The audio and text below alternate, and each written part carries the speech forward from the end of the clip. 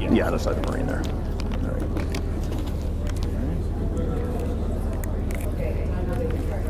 All right. Good evening. Ooh. Everybody hear me? Thanks. I thought you might. I'd like to welcome everybody here tonight for the first of 4 public information sessions. Loud? So the first of 4 public information sessions we're going to have regarding the governance, the affordability and governance study for Haliburton County. So I think it's important to let everybody know that we're live streaming tonight, and it will be recorded, so you can actually go back and watch it if you want afterwards, but it will be live streamed as well, so everything will be recorded. I think it's important now to talk about how we got here and how this started. So back last fall, when we were going through the budget process at both the county level, and I'm assuming as well as my colleagues at the local municipalities as well, 2026 proved to be a very difficult budget year with the challenges being put towards us. And I took a report to County Council expressing our concerns around the affordability of our current structure going forward over time, because looking at not so much around what's happening in 2026 or 2027, what's happening in 5 years from now and 10 years from now, and making sure we're set up that we can be sustainable and affordable over that entire period of time, and what changes we may have to make to keep that and make that so. And as a result of that, with the information we brought forward, Council and County Council endorsed the retaining of EORN to come and do the study to identify what the current landscape was within the current structure within Haliburton County. And they're here tonight to walk you through the study, the findings they had, and answer any questions at the end of the night, at the end of the presentation regarding the findings of the study. This is a second round of public engagement because we think it's important. We've always viewed this as being a community-based study, but also a financial-based study as well. Less about the delivery of service, but how we deliver them and how that is going to remain affordable over time. And so that's the kind of the theme we've been working with as we've gone over the last number of months. There was a significant level of public engagement prior to the study being undertaken, so we've got a really good landscape with respect to what the community thought, what the community wanted to see, and where they thought things could be improved or questions they may have going forward. Once the study was completed, County Council wanted to keep that level of public engagement going forward, so we set up a duplicate round of public engagement that mirrored that of the first, but now talking about the specific findings of the study, but more importantly, the feedback we received from the public on the survey itself. Yes, ma'am.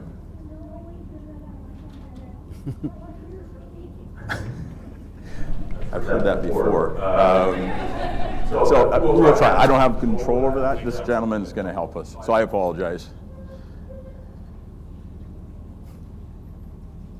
Just let you know, I'm going to be the opposite of Marine. Is that better? Is that better? Okay, thank you. So that's how we got here and why we're here, and that's the intent of why we're here, and kind of, if you will, the mission statement of what we're looking at is how do we ensure that we maintain Haliburton County being an affordable place to live, not just in the next year, but also in the next 10, 20 years going forward. So I'd like to introduce the people with us tonight from the Eastern Ontario Regional Network, or EORN. Jason St. Pierre on the far left, he's the CEO for EORN. He'll speak in a few minutes. Jim Pine. Jim Pine has over 43 years experience within the municipal sector, the CAO of the County of Hastings, as well as the City of Quinte West, which will be referenced going on, but also a significant amount of work with the province.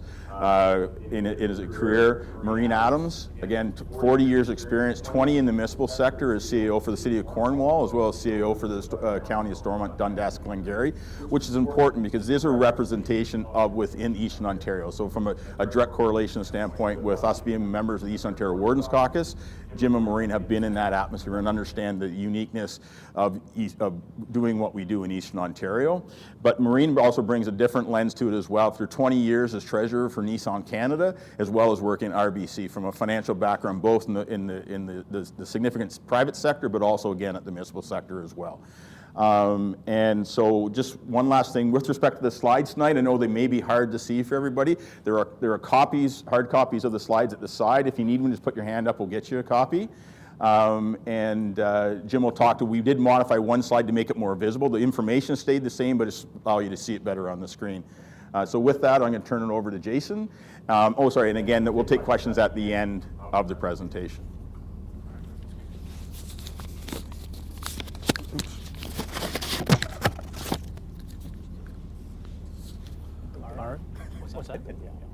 All right, I'll try not to yell into this. Thank you, Gary, for the introduction, and thank you all for taking the time to join us today. The process and the engagement from your end we felt was very important. We did spend quite a bit of time. We did over, and you'll hear more about it, but 22 outreach sessions across Haliburton County and spoke to a number of people with a variety of opinions and thoughts. And today is really a culmination of what we heard, the study that we did looking at the affordability of the current budgets as well as looking forward into the future, and the findings from that we wanted to share. Sorry, I'm not loud enough maybe. Share publicly for feedback and comment. So looks like this is a little bit better. I'm seeing some head nodding. Okay, perfect. A little closer to your mouth. Okay, yeah, my singing career finished a few years ago, so. So just for our agenda today, we have a couple of key things we're going to go through. So the study overview, the goals, the mandate, the methodology, and the engagement, which many of the residents within Haliburton County were part of. A financial review and analysis, which we did do a deep dive into the financial reviews. From the engagement, what we heard from the public, from the elected officials, from staff across Haliburton County. And sorry, when I reference Haliburton County, I'm just talking about all of the 5 different municipal bodies that makes up Haliburton County. The governance models for consideration, that was one of the items that we were requested to review, and then some concluding remarks and just some of the next steps. So why did we do a study, and what was the purpose? What were we trying to find out through this? So as we are aware, reading in the news and being part of these municipalities, there are a number of pressures that fall on municipalities no matter what the size of them are, but in the case of Haliburton County and the partnering municipalities, the smaller municipalities, there's financial challenges that take place, and it's a matter of how do you meet these challenges in an efficient and effective way. Things like aging infrastructure, inflation, and the workforce challenges are always a challenge within these smaller markets. Rising service expectations and limited assessment growth have been challenges over the past number of years, as well as provincial expectations for efficient, sustainable, and accountable service deliveries. So what we set out to do as ERN was to clarify the current financial and municipal environment to really understand what the current situation was within the county and the partnering municipalities. We spent quite a bit of time in the communities gathering feedback from the community and staff, the elected officials as mentioned, and we examined the future pressures and reviewed some of the best practices for governance. So what could be done differently, what's being done today, and what could be done differently to find some of those efficiencies. And we present options for considerations for the financial sustainability, governance, and service delivery. But I think the biggest part and the timing on this is we are looking to ensure that the most recent and relevant information is available, especially as we head into municipal elections, and there's an opportunity for greater discussions on the future of Haliburton County. With that, I'll turn it over to Jim. Maureen. I just want to make sure everybody can hear me, because sometimes I'm told I don't speak up quite loud enough. So we're going to move on to the next slide. Thank you. So on this slide, we're just highlighting overall in the most recent year for 2026, the budget that is combined across all 5 municipalities. So the total budget is $102.4 million, and budgets amongst the 5 municipalities range from $12.5 million up to just under $36 million. Of the $102 million, the tax base funds $70.6 million of that. So most of the funding is coming from the tax base. And then what we're showing on the left-hand side is really a breakdown by category of expenditure. So we're really focusing on the currency analysis and the tax levy supported services. So I think that just to highlight salaries, wages, and benefits are $42.4 million. So that's one of the biggest pressure points that municipalities face. And critically important too, because really municipal services are service delivery and very human resource intensive, right? So that's a big component of, I think, all consideration when you're looking at budgets on a go-forward basis. Materials and supplies, $22.4 million, so that would include things like sand, salt for winter stuff, fuel, utilities.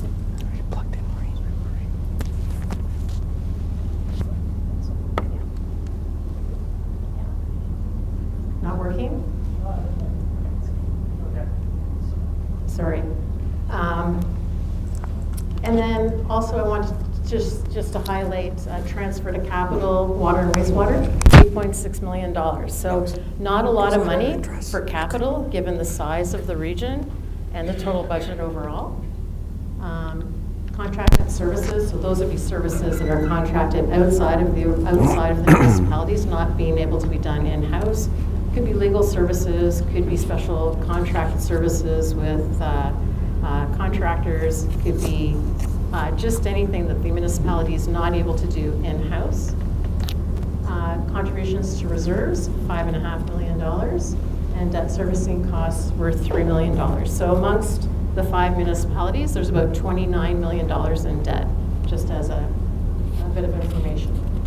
What also, too, before I flip off of this slide and go on to the next slide, should just highlight that one of the biggest challenges in Haliburton County is that 98% of your tax base is residential. And that is really not consistent or not similar to many other municipalities across Ontario. So typically, you want to see a wider variety of different type of assessment from businesses, perhaps a little bit of industrial, but typically you would see residential to be about a third of what you're collecting in taxes. And here at Haliburton County, it's 98%. It's 3 times that, right? So it emphasizes that there's not a lot of other commercial businesses or other opportunities to collect taxes from other types of property owners and businesses. That really helps, I think, provide a healthier, balanced tax base in order to collect revenues for services. Okay, perhaps we could go to the next slide. And so this might be a little bit hard. Hopefully many of you will have the presentation in your hands, but I just want to speak to the graph. So the line on the top is the tax levy. Again, this is consolidated across all of the 5 municipalities. And then the blue line, which is the next one, is the reserve balances. And then the brown line, the third one down, if we start at the very left, is asset management requirement and capital budgeting. And what's important to note when you take a look at this, you can see that the tax levy is continually going up. And you can see that from a reserve perspective, the reserves have really been going down and been depleted. And during the past, during this current budget year, many of the municipalities had to use the reserves to offset part of the costs for their operating budgets to try and keep the tax rates as low as possible. And that is not a sustainable best practice opportunity for municipalities. So if you're taking money from reserves to pay for some of your operating budget, well, next year, how are you going to raise that money to replace the money that you've taken from reserves? Also, too, I'd like to highlight, like the brown line is an asset management requirement, and the green line is capital. So if I just come up here, so asset management and capital, we call the difference between those 2 lines a funding gap. So what you want to do is through all municipalities, the province has legislated asset management plans that have to be completed by all municipalities. And that asset management plan helps guide municipalities and councils with respect to what do you have to put forward to maintain your existing infrastructure and capital. The green line is what is being invested, so you can see that there's a gap. And over time, what it means is you're not keeping up with funding and maintaining your assets.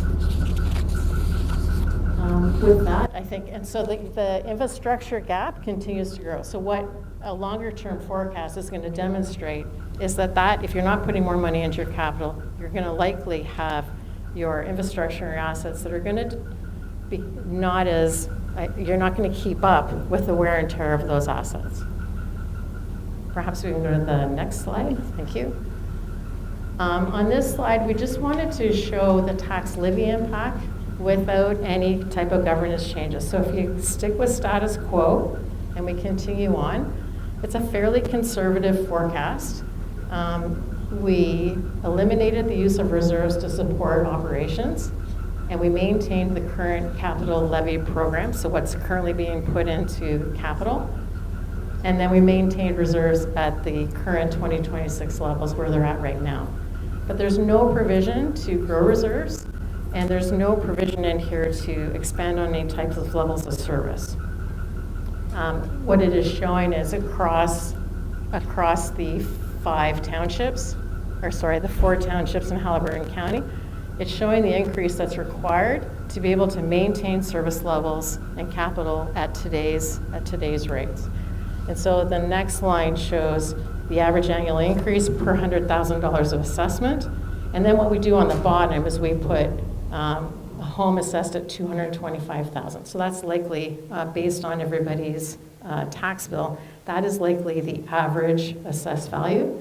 So on average, if we were to look across the municipalities, $187, $92, $152, $183, that's what you're going to see an annual increase on a go-forward basis if there's not some type of opportunity to look at different ways of doing things or changes in service levels. So with that, I think I'll hand it over to Jim. Thanks, Maureen. I'm going to talk a little bit about our engagement process and what we've heard. One of the great strengths of this study, I believe, and we believe, has been the feedback from the public, from elected officials, and from staff from all of the municipalities. We thought it would be important to share with you that kind of feedback. This slide, we just want to pause for a second. This is the public survey portion of the engagement. It was open from June 8th through July 5th. We received 573 responses, and you can see in the slide, 78% are full-time residents. Now, some people have said, well, that's only 573 responses in a population of 21,000. So we can assure you, having checked on the science of this and working with other companies, that this does represent the broader Haliburton community for accuracy. If you think about companies like Environics and Abacus and others who are sampling around the issues for Canada, if you look, their typical response rates are between 1,200 and 1,500, and they're able to draw conclusions from that. So the science of this particular survey is strong, and what it told us is that on an accuracy basis, plus or minus 3 or 4%, which is normal, 95 times out of 10, what we heard represents the broader community. So it does give us comfort that the folks that we've heard through the survey represent really folks across all of Haliburton County. So there's great strength, I think, in terms of the numbers. And the next slide, just to give you an idea on a summary basis, what we heard. And there's some important things that we thought we wanted to share tonight. And starting from the left-hand side of the slide, it was clear that 92% of the public in this community supports change, but with conditions, and obvious conditions. People want their services maintained or improved. So if there's going to be change, it's got to meet those 2 basic criteria. And of course, it absolutely should. You shouldn't make change that will make things more difficult or not improve things. But what is clear is that people are open to looking at change, again, if we can maintain or improve services. One of the highest areas of concern is the next box, is around affordability. And that really is the focus of the study. I think Gary said it at the beginning. County Council was concerned about the affordability or the tax burden that was falling upon property taxpayers. And as Maureen said, the tax base is supported by 98% residential. So there's not a lot of business areas to share some of the burden. People are really concerned about it. And interestingly, when we surveyed all 3 groups, the public, elected officials, and staff from all the municipalities, this is the number that came up regularly. It still represents the highest concern is around affordability. From my point of view, that's great news for you as taxpayers that your elected officials and the staff are concerned about it as well as you are. So all 3 groups are in concert with this particular concern. The other important piece was around change again, but with the municipal leaders themselves, very strong support for change. Again, obviously with conditions, but we didn't see people saying, don't do anything, everything's just fine. We don't need to make any changes. That's not what the survey tells us. It tells us that people are open to looking at options for change. We had, out of about 250 staff, we had almost half of the staff participated in the study. We had 142 responses. It's not on this slide. It's in a slide that's not in the deck. But we found interesting is that the staff themselves rate the current system, the way you're organized with the 4 townships and the county, in terms of effectiveness at moderate to low. So folks who are doing the service delivery, I think, appreciate that there's opportunity for improvement. They're telling us that their confidence level is at moderate to low end. And that was important, I think, for councils to understand and certainly for us to understand. So across the study itself, affordability is definitely the defining issue on people's minds. People are concerned about taxes, the rising cost of living, of course, and how taxes play into that. They want value for the money that they give to their local governments, either at the county or at the local level. And staff and the elected officials, I think, have that same concern as I mentioned before. There's a very strong appetite, as I said, for cooperation, and as the slide says, 76% see room for better working together, and 91% back reducing duplications. Again, if services are maintained. Service quality and local identity are what we call guardrails in any of this process. People are concerned about their roads, their emergency services. Libraries came up as a very important service, and having a strong community voice and representation, again, was important as well. And the environment was a constant theme as well. People in this area, and rightly so, value the natural environment and want to make sure that is one of the guardrails as well if there's going to be change. The other thing I think it's important to know, and I think the survey validated it, was that staff are stretched thin. Although there are about 250 employees across all of the municipalities, that's fairly thin, to be honest, in terms of the staff and the kinds of teams that they can put together. But the other piece is there's a fair bit of siloing going on, so that makes sharing of services more difficult. And for staff, it's a career path concern as well. In the small municipalities, it's hard to have a long career to move around in an organization, and that's important for retention and for people having an opportunity to grow in their jobs. And I think the last thing is that leaders are ready, but the current structure is inhibiting change, where it says structure is not there. As I said before, 95% of the folks are open to change and collaboration. But today, all of that is done in a very informal way and not really very effective. Service delivery was done in 2022 that looked at how they could share services, but not much came of it. And we're now, more than 4 years out. So I think it's a bit of a structural problem. So the path forward, at least from the survey point of view, is in terms of the government models that we're going to talk about in just a minute, make sure you weigh the concerns that people have raised, test against the guardrails of affordability, service quality, local voice and environment.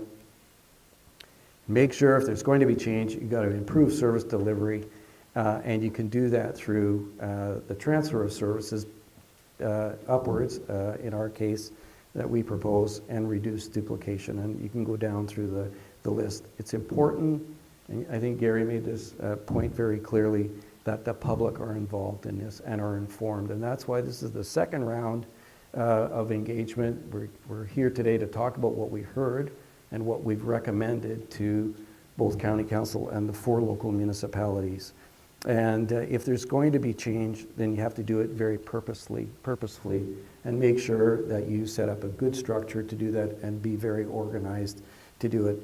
But the bottom line, I guess, in all of this is, as the slide said, there is a mandate to explore change conditional on maintaining or improving services.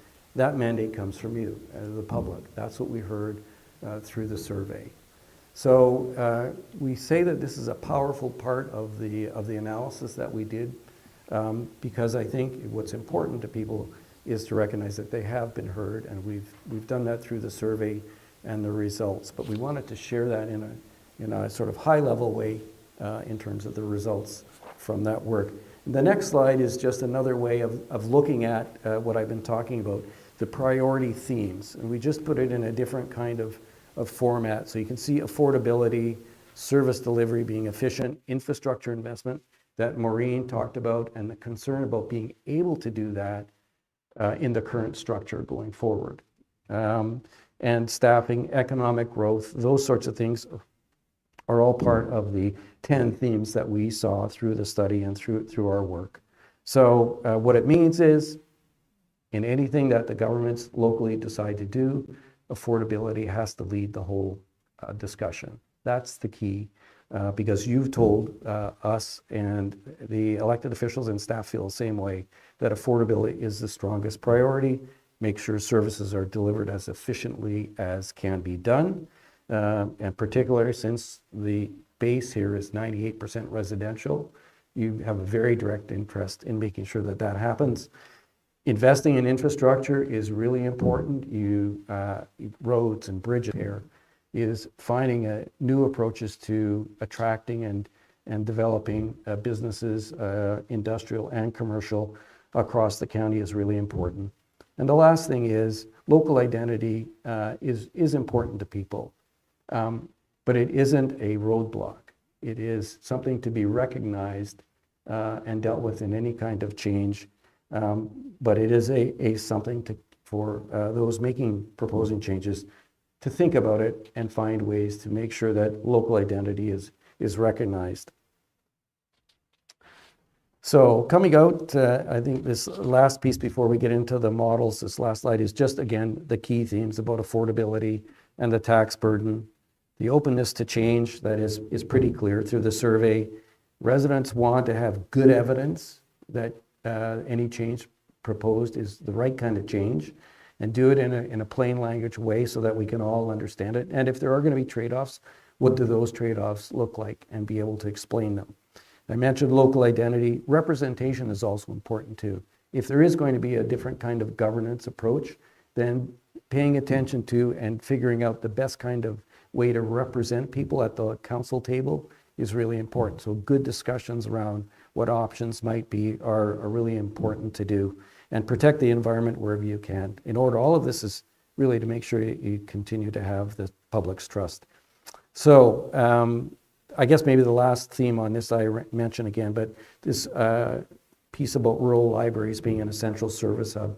And we heard over and over again the kind of services that libraries and at the libraries themselves, the kind of work that they're doing with residents, and not just municipal work. They're helping them with passports and just a range of things. And we wanted to make sure that we acknowledge the good work that's going on in the library system across the counties. So let me stop for a second, take a little sip of water, and we're going to talk about the proposals that we have put in front of County Council and the 4 municipalities.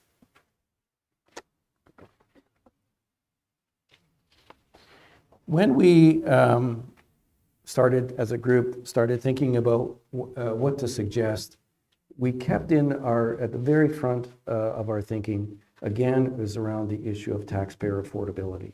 So that's what we've based these models on, is that premise around making it as cost efficient and as affordable for you as the property taxpayer. So we came up with 4 models, and in good sort of, I don't know what I would call it, consulting jargon, we tried to keep it simple, but we didn't put simple names to this, I guess. Model 1 is pretty simple, which is really just the current system that we have right now, the current 2-tier model with the 4 townships and the county. That's the way you're currently organized. So that's model 1. Model 2 is a single-tier municipality, and in local parlance, that's amalgamation of all of the 5 municipalities into a single entity, into a single government. So just be clear, that's what we're talking about. county, and in fact, most services.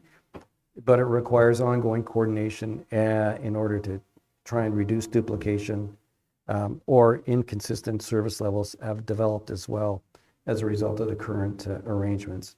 And the accountability is fairly complex. It's sometimes hard to determine who's responsible for what. Model 2, or the single tier, or the sorry, just having a little technical issue. No, we're going the wrong way. Is that it? Oh, we got it? All right. No? Yes? I don't have eyes in the back of my head, but you've got a lot of eyes out front looking, so that's good.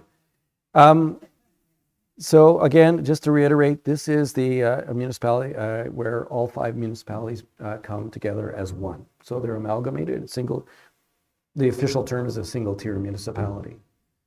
The county and the 4 municipalities will be replaced by one government, one council, one administration, and it would be responsible for all of the services, municipal services provided to residents and businesses across the breadth of Haliburton County. Those things include roads, planning, building, bylaw enforcement, and down the list as it's on the slide here, finance, HR, IT, the information technology, and the whole gamut. So again, all services being delivered to you as residents and to businesses are done under the auspices of one council. Okay, we're having trouble?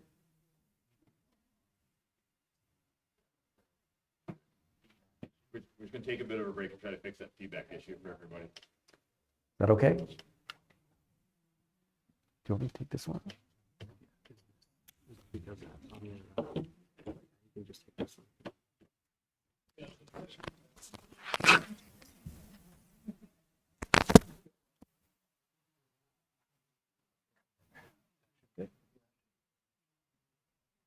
You want me to start at the beginning of the presentation? Are we okay? Okay.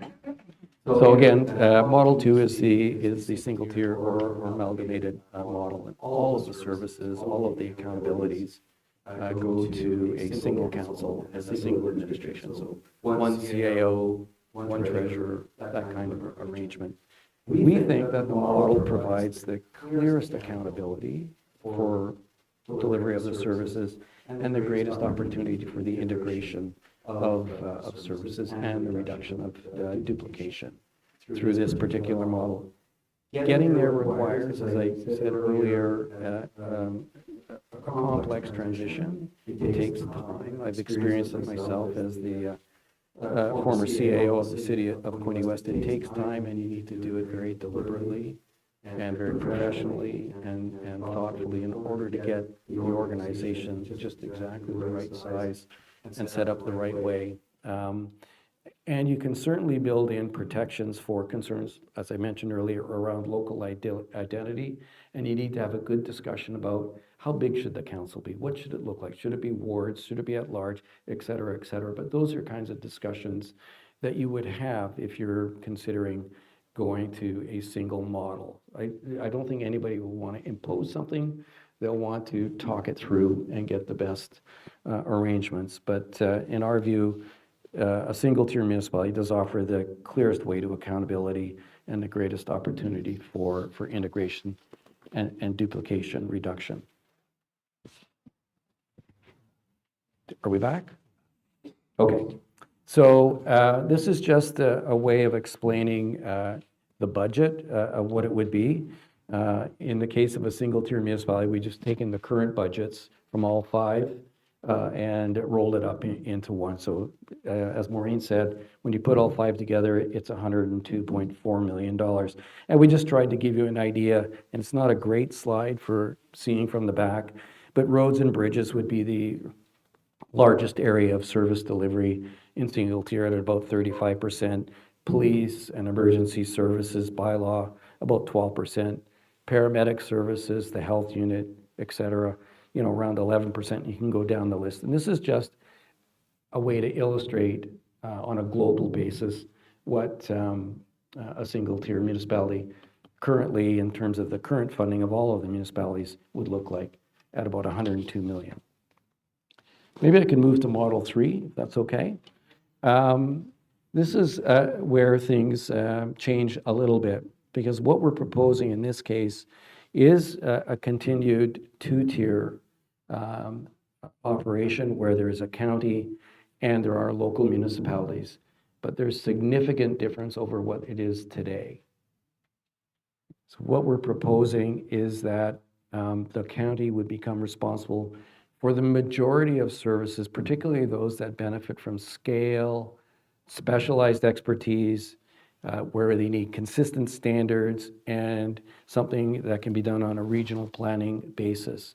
So the county would have planning and development responsibilities, building and permitting administration, public works and infrastructure, waste and environmental services, IT, and through the list there, from procurement and communications, finance, asset management, fully responsible for economic development, tourism, libraries, and facilities. We have another chart that will show you more specifically about the services coming up. But this is largely what it looked like. The county would continue to operate its own administrative structure and have its own staff, as would the local municipalities.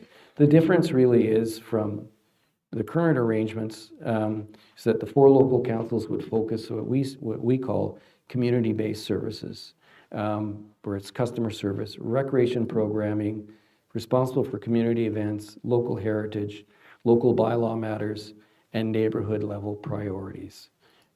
So in our view, it strengthens the regional capacity to provide those bigger, broader services more consistently, but still attempts to preserve 4 local municipalities providing some services to its residents. And again, it requires, a really finely tuned approach to transition and careful planning if they went this model.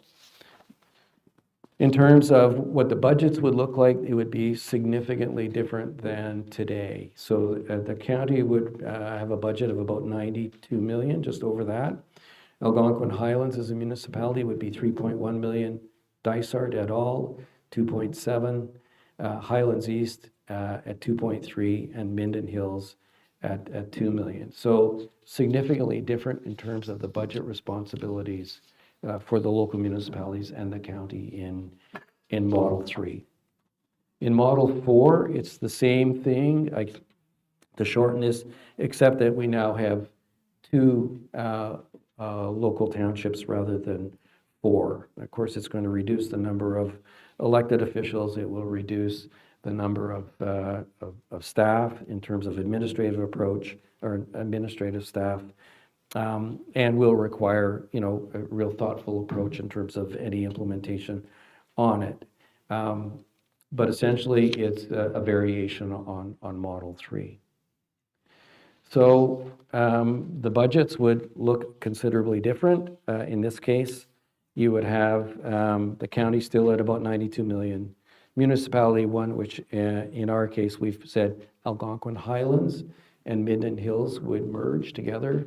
That's because they touch each other on the boundaries, and Dysart and Highlands East would merge because, again, they touch on their boundaries as well. And you can see the budgets for them at 5 and 5.1 million. So the last couple of slides that I have is to try and walk through with you in a little more detail what we mean by the transfer of services to the county. So as this slide says, the governance and administration, again, done at the county level or upper tier, and have responsibility for regional services. There would be centralized budgeting, treasury and financial reporting services, and long-term financial planning at the county level. In terms of human resources, IT and procurement, the idea is that they would be doing this on behalf of all of the municipalities to make sure we try and get the best capacity in those particular areas. Land use planning and development coordination and all building services would be at the county level. Engineering and asset management, which is really important because of the technical nature of those services, are done at the county level, and infrastructure planning is done at the county level as well. All municipal facilities, all community facilities would become the responsibility of the county. So if there had been a pool, there isn't one, but if there was one, it would move to the county. Just to give you, arenas, for instance, would go. Fire halls that would be owned would be at the county level as well. All transportation services and infrastructure, including local roads and bridges and operations at the county level. Water and wastewater services, where those are provided, like here in Minden, would go to the county. Housing and social services, as they are now, would stay at the county. Emergency services, that would include paramedic services, emergency management, and policing services would go to the county level. Economic development, tourism, and libraries, again, because it's got this regional investment approach, would go to the county as well. And that would also include the airport and library services, the airport in Stanhope, and all the library services. What remains at the local level, which is the next slide, of course, they would have their councils and their local administrative services that are there. Although there are some say that perhaps there's a different way of doing that as well. But parks and recreation programming would stay local, museums and community programming, fire services and local emergency response is in our proposal is at the local level. And in terms of bylaw enforcement, it's property standards and municipal bylaws. So I'm going to turn it back over to Maureen, but what I think you can see from what we're proposing is something very different than simply talking about sharing services. We're talking about the transfer of significant services to the county, or in the case of a single-tier municipality, all of the services going to up to the county level to a single organization. Oh yeah, this particular slide and the next slide, we changed today just before the meeting to try and make it a little more readable, to increase the font. The slide you have in your package is slightly different. We just put it on 2 pages and tried to make it a little easier to read. But I'm going to turn it over to Marie. Thank you. So one of the things we talked about earlier is really building capacity by taking a look at a different governance model. And on this slide, we just wanted to highlight some things that we think are critically important. So, if there's a governance change and a capacity building strategy, it allows for greater expertise amongst departments and teams. For example, I will speak to, the finance department. It's a big part of my background. It's at the heart of my career and what I love to do. You don't have 5 audits. You don't do 5 budgets. You don't have 5 treasurers. You don't have 5 payroll people. You don't have 5 people trying to deal with procurement. You don't have 5 people trying to deal with all of the things that are on the corner of their desk that they can't get to. If you bring that team together, you get the expertise that you want, you get a bigger team, and you build capacity within the finance department. You're still going to have a treasurer, but you're also going to have maybe somebody that is a little bit stronger when it comes to budgeting. Think about analysis, thinking about trying to help councils make right decisions for the future. Somebody that could focus on cash management, investment strategies, because municipalities do collect a lot of cash that you don't necessarily use right away until you have the expenditures for your capital projects. So by by bringing those groups together, you're going to build capacity within the department. Not only that, in that department, an employee that's part of a bigger group might see a better career path. You're going to build a team that might have more sense of career development within the municipality. They might see that there's opportunities down the road to take on greater roles, gain greater experience.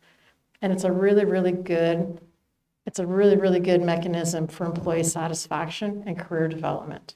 So that's just one example, but as we talk about this slide, it will allow for better forecasting, better report delivery to council, better asset management planning and long-term budgeting. And it moves reactive responses to proactive decision-making, because staff will have the time to start to think about other things that are coming down the pipe, rather than always trying to react to an emergency at hand. You're going to have people that are going to be able to deal with better data and information, so that, depending on learned experiences, being proactive on a forward-looking approach for service delivery or potentially for future projects. Reduces duplication, provides greater adaptability to shifting financial, service, and community pressures. So there might be also opportunities when you think about, and we could talk about multiple departments, and we do have a slide actually that lists the departments, but when we look at the transportation services area across 5 municipalities, if those groups are all brought together, you're not going to have duplication of, not that there's duplication of plow routes, but some plows are crossing some routes for some municipalities, plows lifting up because that's not the road. And then when they get back to the road, plows lifting down. And there might be different service standards as well across some of the municipalities. Think about something that might be able to deliver better winter control in a better fashion that is more consistent and better service delivery for the people that are traveling on the road network through Haliburton County. Not only that, but when you're thinking about equipment and specialized equipment, there's things that could be purchased that are shared amongst 5 municipalities, as opposed to a municipality can't afford to buy that piece of equipment. So instead, what they do is they contract it out, and they hire a contractor to bring in their piece of equipment. Between the hourly rate for the equipment and the operator, you're paying more money than you would have if you do it in-house. And so those are just a couple of examples. But what it's doing, I think by taking a look at this, you're going to hopefully promote longer sustainable service delivery amongst all of your municipalities, really as one.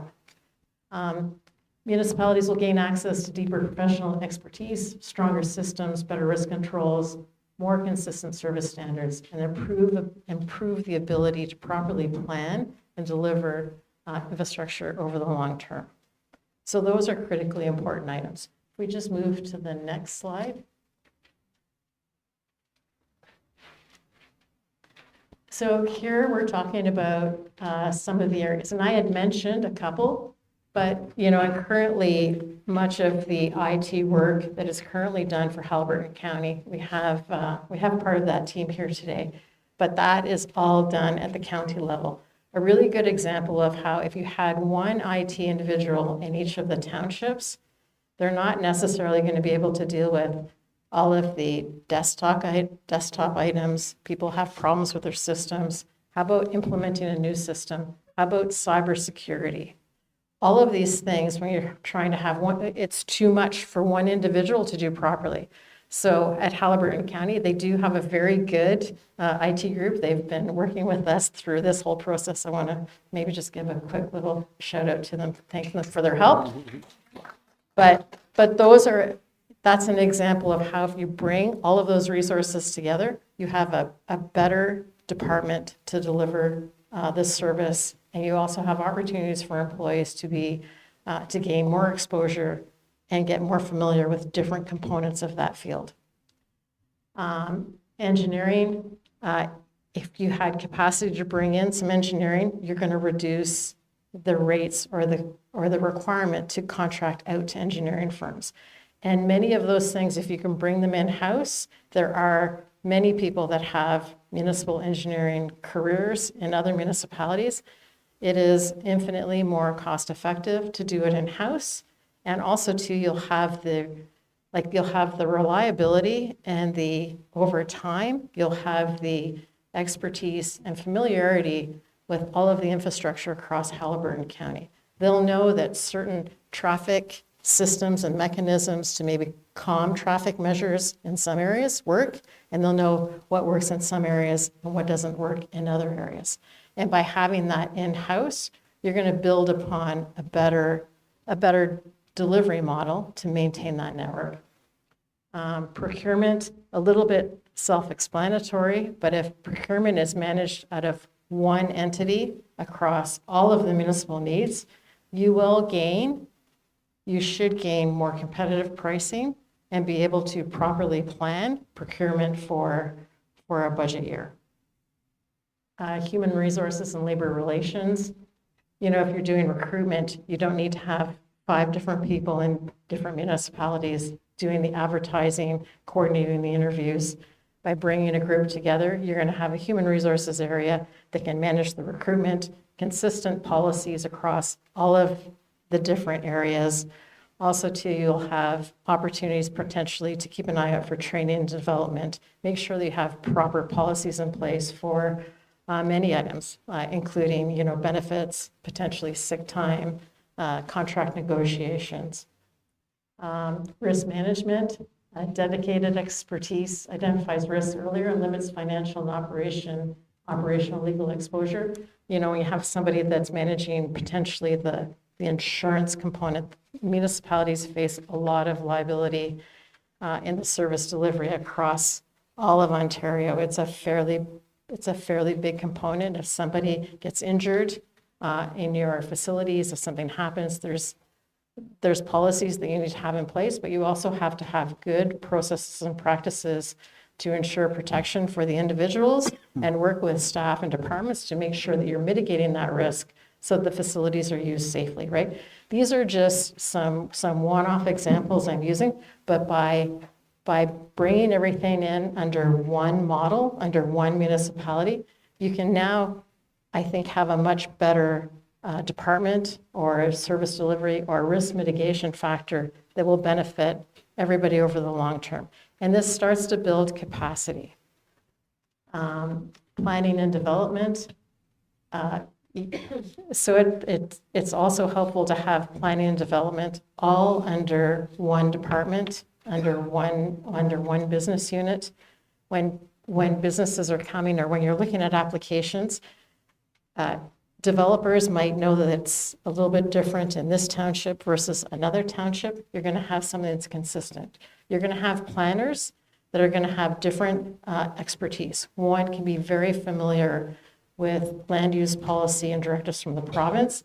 Others can be, other people within those areas could be very good at taking the intake of applications and working with businesses and developers to help them get their applications put through more effectively and potentially could be done potentially quicker.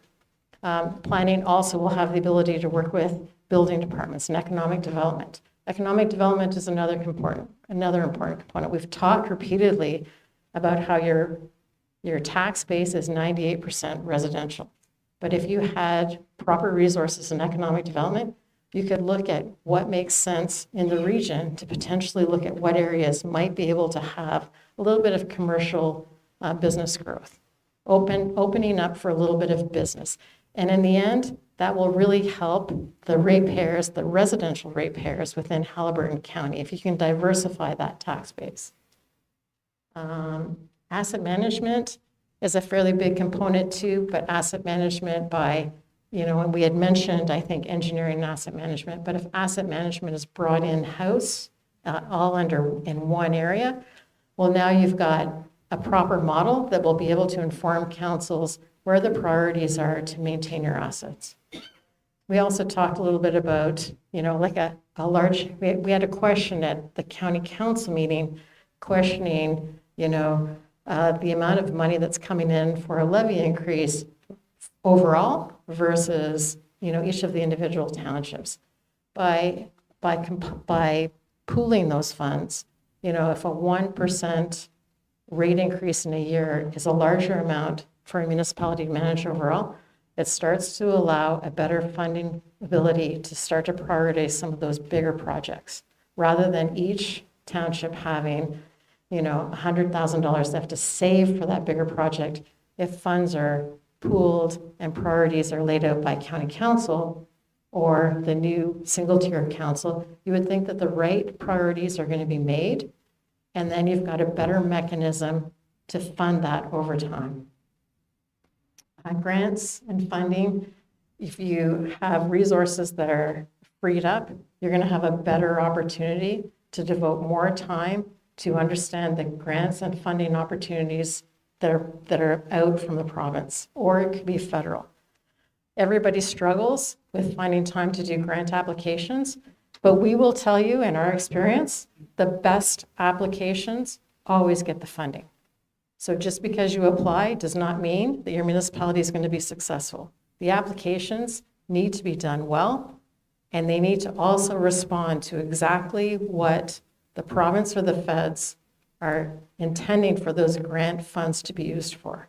And so this, there's potential here that you could build capacity to also benefit from that. Data and decision-making, I think we talked a little bit about that. So those are some examples of where capacity will create greater opportunities in the municipality. Next slide. Okay, back to you. Thanks, Maureen. So in conclusion, what the study did was provide options to County Council and the 4-member municipalities. We didn't make a specific recommendation, but we did try to explain the 4 models that we put in front of Council and now yourselves. So the study was designed to make sure that we assess the current structure that exists, including the financial pressures that you have today and what we see coming. And Maureen showed you that slide where if there's no change, you can see what we anticipate to be the rising cost of levy increases over the next 5 years. You can start to plot this out and give all 5 councils credit for thinking about that and asking us to look into what the future could hold in a system where everything stays the same. And you can see that the levies are going to go up quite substantially over the next 5 years under the existing system as we see it. We did say that further work obviously needs to be done before any model could be advanced. And County Council has actually set aside some work for us to do in the next phase around looking at the specifics of the 4 models, including financial impacts and service delivery representation issues, as the slide said. So we're starting that phase now under the auspices of Jason and Eorn. But I think the final bullet point is the important one too, is that the path forward has to protect affordability, as we've been saying all the way through. Make sure that your services that you're receiving and that the municipalities, in whatever form, deliver, maintain the quality of the service itself and improve it if possible. Be careful about making sure that local voices are heard and that community identity is part of any change consideration. But really, it is about the long-term sustainability of government at the local level here in the county. That's the one thing I think is true, is that, in my humble opinion, local government is the bedrock of democracy writ large in our country. If we do it well, and we have the trust of the public in doing that governance well and providing services at the right level, that's just good for democracy as a whole. This is just my little soapbox. But it's important. I always say that public service is a privilege and it should be respected. And I tip my hat to Gary and County Council and the member municipalities for taking on a very thoughtful way of looking at governance in Haliburton County. I think a lot of people around the province are watching to see how this goes. But what's really important are those sort of key things. Make sure it's affordable, make sure services continue to be delivered well or better if you can, and make sure that local voice and your identity is protected to the greatest extent possible. But government isn't about 2 years, 1 year, 3 years, 5 years. Local government's going to be around, I think, for a long, long time. And we know that the pressures are building, and they're building internationally and nationally, of course, and we have to be ready at the local government level to respond. So those 4 things are really important, and that's what our study sort of concludes.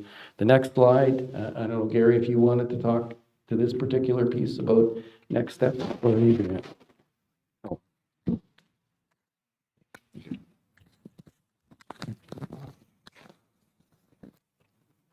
All right, thanks, Jim. So where we are in the process right now is right in the second line. Obviously, the report was presented to council last week, and we're going, actually, 2 weeks ago, and now we're into the process of reaching out to the public. This is the first of 4 public meetings. We also have other special interest groups or stakeholder groups we're meeting with over the next little while. I think we're leaving with a collection of former elected officials from across the county. We're meeting with them tomorrow. There are community leader groups that are happening at the beginning and end of this week into next week, and I believe we're having a separate meeting with the fire chiefs, again talking about the role of the fire chiefs with respect to with any model going forward. So all those meetings are happening over the next 2-week period. And so that's important because we really want this process to be iterative in nature, where we started just asking a basic question roughly 2 months ago. And as we broke forward, we're compiling all the information, compiling all the questions that were asked and the responses given. We'll do the same coming out of this, people's responses to the findings of the study, the questions asked, any suggestions or did you think of type of thing going forward. And as we work towards the additional work being done by Ian regarding the financial modeling itself, as well as the implementation of any one of the models, to create a second phase report that would be attached to the primary report and provided to the new council in the middle of December of this year. And that would be made public at the same time. And then coming out of that, we were looking early into 2027. We've targeted now these next couple dates are subject to the approval of the new councils. We're looking at in January 13th which is the first meeting of county council, that we're proposing that there be a joint meeting of councils be held, which was the county council and the local municipal council at the same time, where a refresher on the findings of the report itself, but also more importantly, the presentation of the new data with respect to the finite or the refined numbers as they relate to each one of the models. We've built in a period of roughly about a month or so, month and a half, where again, further outreach can happen if that's the direction of county council, and then bringing it back to county council and the local councils at the end of February into March, hopefully to start getting towards a decision. It's important, there were having some comments about the speed with which this is happening, but as I think the group here has identified, there is a sense of we need to move forward with something. Right? Whatever it is, that's the decision of council, but building in a framework where I think Mr. Pine said it at one of the other meetings, is the county council as well as local council recognize we need to look at something, right? We've given ourselves enough time to identify the problems, address the problems, and implement them to take corrective action going forward. So we reached the goal of being affordable and sustainable over the next 25, 30 years going forward, and become much more progressive in how we govern versus being reactive to the situations around us. Okay, I think now, just regarding coming out of tonight's meeting, the wait-in site is still up, and how you can get on that site and ask questions, or ask for further information, or reach out to myself at the county office, or if it's a question of that more appropriately answered by Jim or Maureen, we can forward it on to Ian going forward. We're trying to create as many avenues for people to gain access to information as possible over the next little while. With that, we can turn it over to questions. Mr. March will have the microphone. The microphone's important for the questions because we are live streaming and allows you to be heard over the live stream as well. And if you could state your name, please, that would be great for us. Test, test. Okay. Sir, or I'll just hold it for you. So. Okay.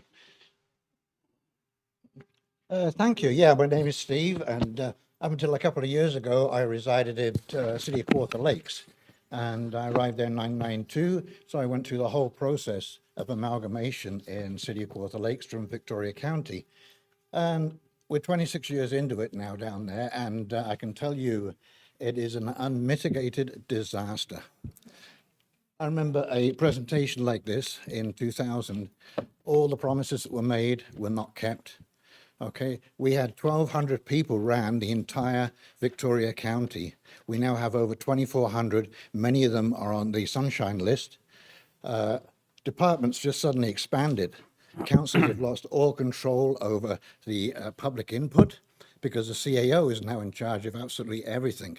I would think very, very seriously before you adopt a single-tier municipality, because you will regret it down the road. I mean, just one example, we had 12 librarians, full-time librarians looking after the libraries. So they hired a library manager in the city of Quarter Lakes.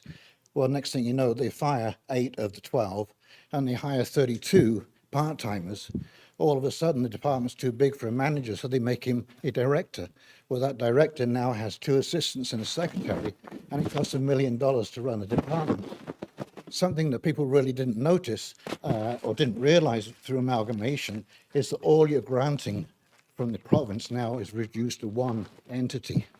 So City of Quarter Lakes, to get housing grants, had to form a corporation called the Quarter Haliburton Housing Corporation just to apply for grants for housing. That costs $1.5 million a year just to run that department.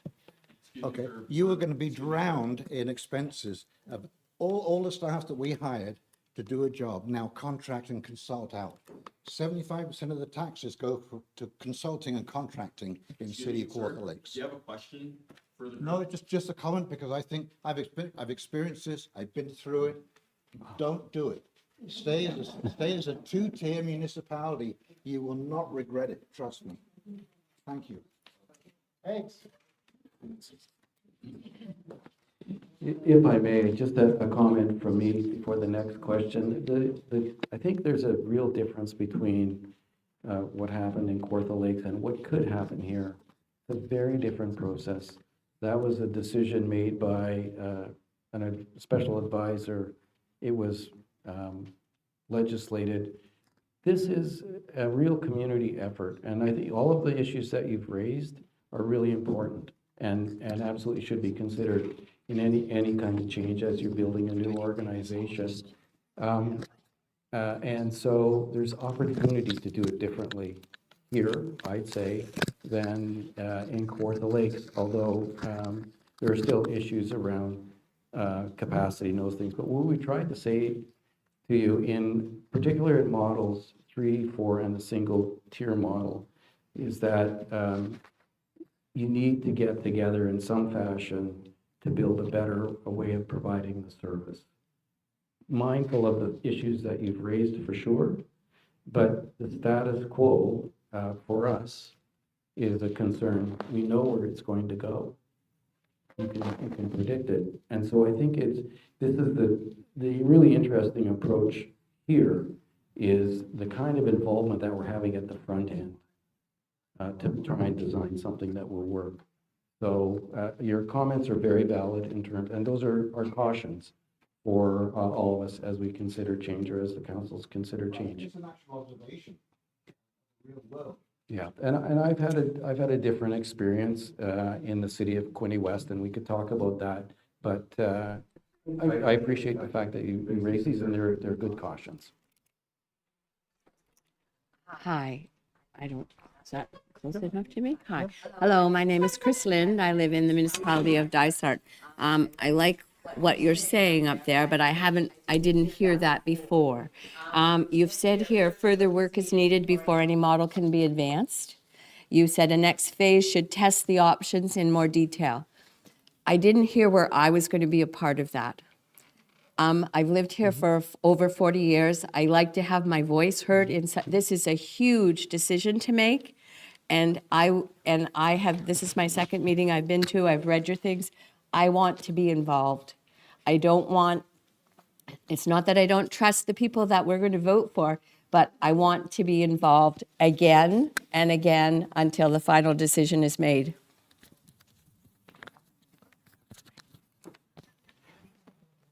Well, maybe not an again, but you know. Thank you, and you raise a really good point, and that's how we're structuring it going forward, is through meetings like this and open and keeping it open for public input from now all the way through up until and into the process in 2027 with respect to, as we get more information, keep providing information, making all the information we collect to go forward. So you have that information as we get into the next council meeting where it's presented to council, so the public has the same level of information as the elected officials do going into that meeting. Then there's a gap created between council meetings to solicit greater public input, greater explanation as we go forward into the next meeting, and that's the process we're carrying on going forward. And part of the design, I think, has been very successful for us as we've gone forward, is we've kept building on the information we received going forward from the very first public meeting we held 2 months ago. And that's what we're going to go forward. So there will be plenty of opportunity for people's voices to be heard with respect to specific models, any questions regarding methodology used going forward, or what the process would be through implementation of whatever model is selected by council. So there will be ample opportunity for more public voice into the process leading up to the decision being made by the councils. Okay, thanks very much. I think we're all going to hold you to that too.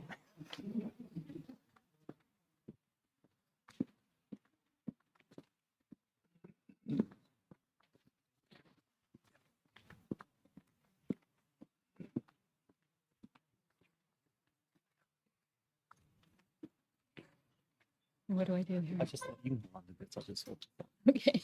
Hi, my name is Donna McCallum. And correct me if I'm wrong, but at the last council meeting, I thought that, You have to put it up. Turn the microphone towards you. Yeah, I don't do this very often. I can hold it for you. Okay.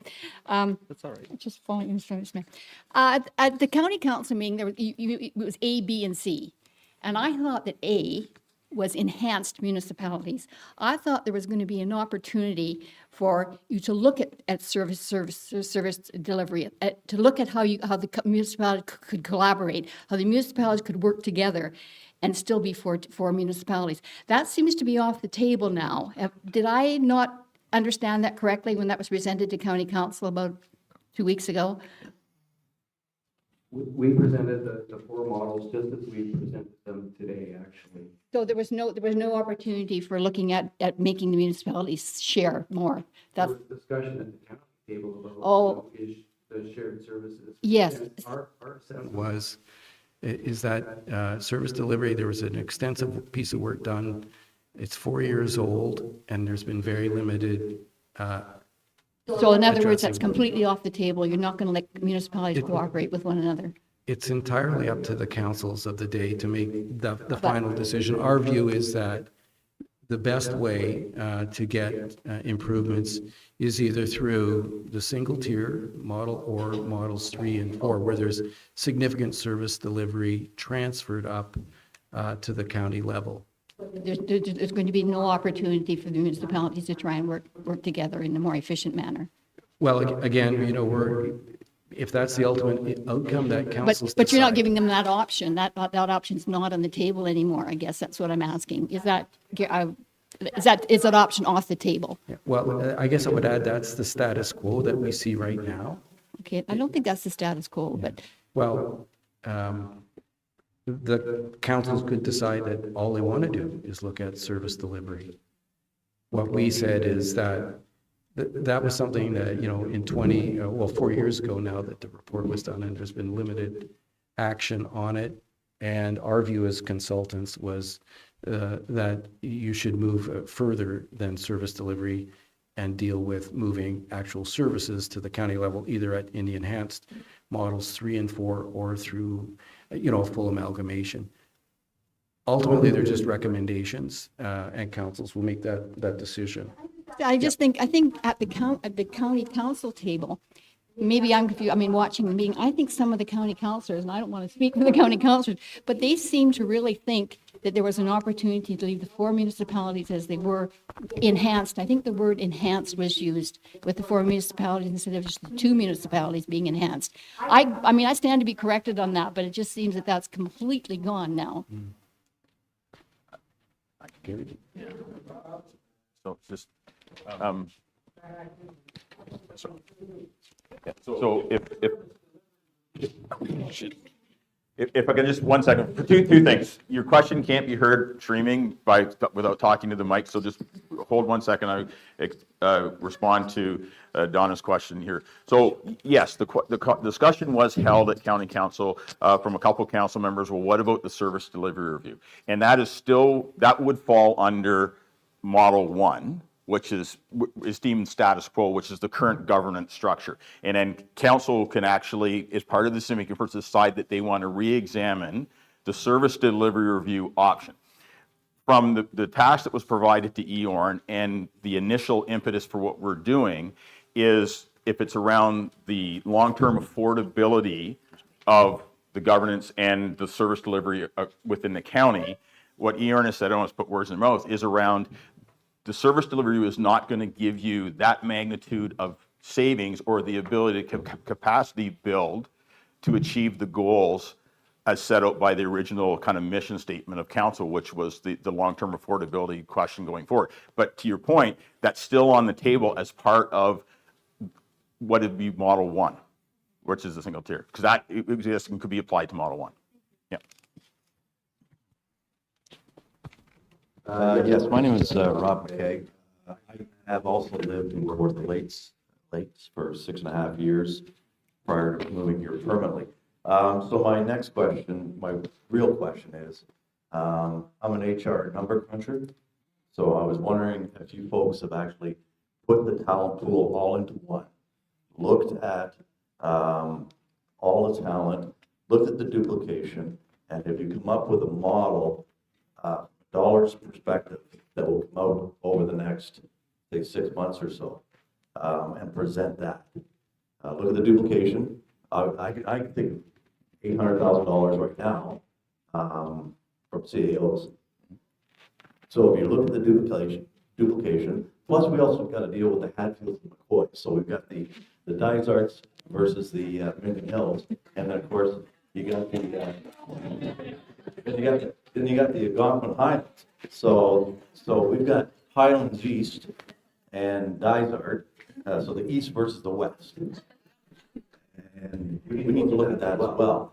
But break down every one of these tiers, put a dollar amount to it, and keep it simple for people. And also, so the next council that's going in, are you looking at 2030 for this to happen? Or are you looking at 2034 for this to take place?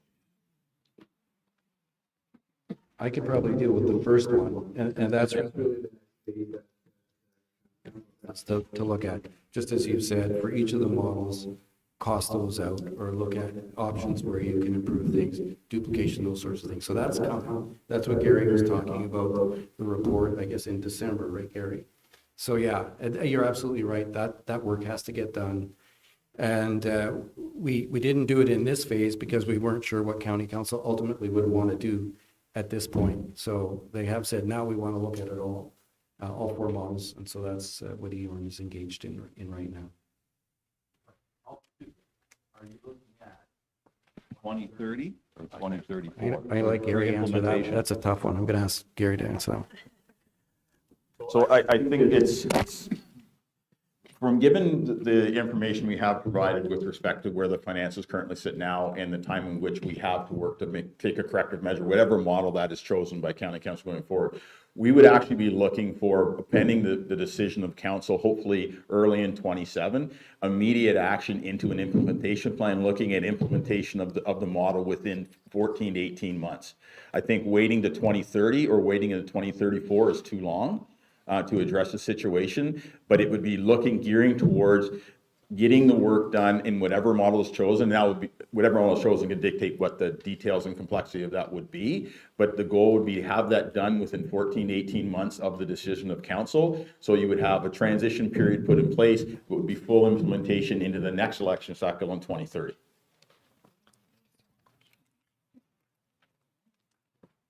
Thank you, Mr. Chair. My name's Peter Euler. I live at 4 William James Court. I'd like to thank you for having this meeting tonight. I'd just like to address Steve's comments. First of all, I guess that's why a lot of us call Kawartha Lakes the city of great mistakes rather than Kawartha Lakes. I'm I'm a councillor formerly of Minden Hills and Metropolitan Toronto. I've been part of 2 amalgamations. Costs are more in the beginning, but they do level out if you're managed properly and you elect the people to do the job for you. That 30 years of experience and being part of 2 amalgamations taught me that there's a process that has to be followed. And I would like you folks to consider that everything's been said tonight with respect to following process. And I'd like you to give some thought, and the county council, that when you establish a working group going forward for January, February, and on into the next 18 months or so, that you not only have both consultants, but you also involve your staffs, you also involve an elected rep from each municipality that currently sits, and that you appoint or ask your local council to appoint 1 member of the general public to be part of that task force going forward. Because believe me, folks, it works. That public representative can get back to people. He or she has an active voice at the table, and your staff are most important in this process, because without them taking part, being part of it, and willing, perhaps in the long run, to do themselves out of a job, they're going to be able to help this transition. And believe me, folks, contrary to what Steve has said, single tier is the way to go. We cannot afford 32 politicians any longer and spending the money we are on 5 different treasurers, et cetera, et cetera, et cetera. It can't go on like this. It's going to cost Highlands East and Algonquin Highlands probably more in the beginning due to equalization payments and taxation classes. Jim's been through that, I'm sure. The other 2 models, in my opinion, don't work. And they don't work because of the political climate right now. And we've got politicians who have said, well, you know, there's no way on God's green earth we're going to be part of Dysart. We'd rather go to Bancroft instead. And you got folks in Algonquin Highlands saying, well, you know, maybe we really don't want to be part of Minden Hills. We'll go over to Muskoka. And to me, that's not an option either. If you go with options 2 or 3 and reduce services at the local municipal level, to me, it's like babysitting your baby brother.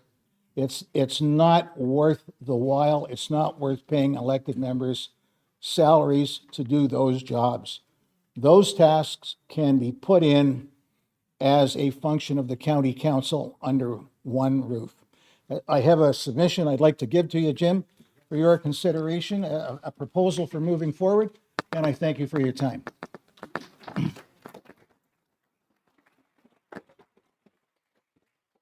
Thank you very much.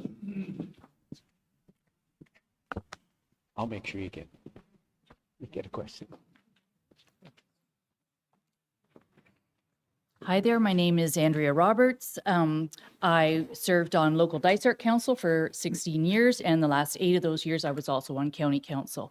I really want to commend the current County Council for taking this project on. Every municipal cycle, every election cycle, it was a question and it got swept under the carpet. The last 4 years when I was on County Council, we did do the service delivery review, and that was a big undertaking, and so many of those things never came to fruition.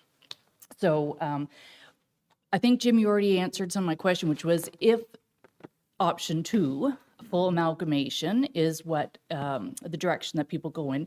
And you said it takes time. We know we have 5 official plans. We have 5 zoning bylaws. We have all kinds of other bylaws underneath there. So you had mentioned approximately 18 months. Is that correct?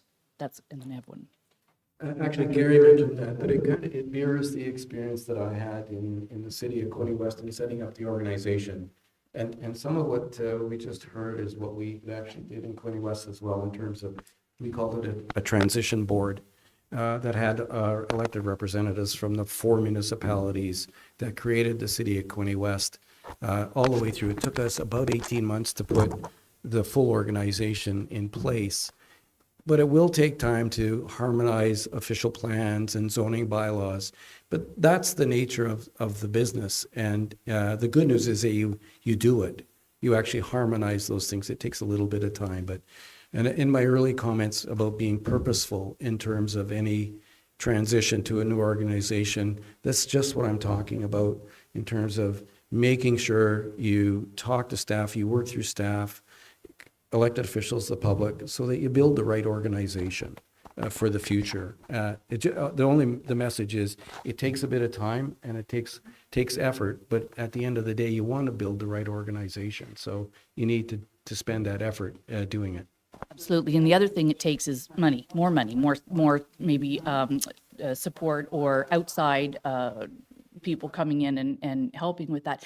Is there any provincial funding for this type of transition, seeing as it is being driven from the county up? I'll say the county would be choosing to do this as opposed to, and what's been said that it could be forced upon the county if we don't do something. So is there any support, financial I'm going to give you my personal opinion. There certainly should be. And then I'm going to turn it over to Gary. Thanks, Jim, and thanks for that question. That's one of the things we've been working with the province over the last number of months, is bringing our proposal forward, identifying the need is one of the phrases we used. We're willing to get our own house in order first, but you need to support us. We're partners with us going forward. The indication we're getting from the province right now is they're willing to support us. There hasn't been any definite aspect set to us, but they're very interested in what we're doing. And so we're continuing to lobby and advocate at the provincial level that if county council and the local council decide to take that next step, whichever form it is, that we need the support of our provincial partner so we're not passing transitional costs into the tax base as well. So that's the message we've given to the province from the start.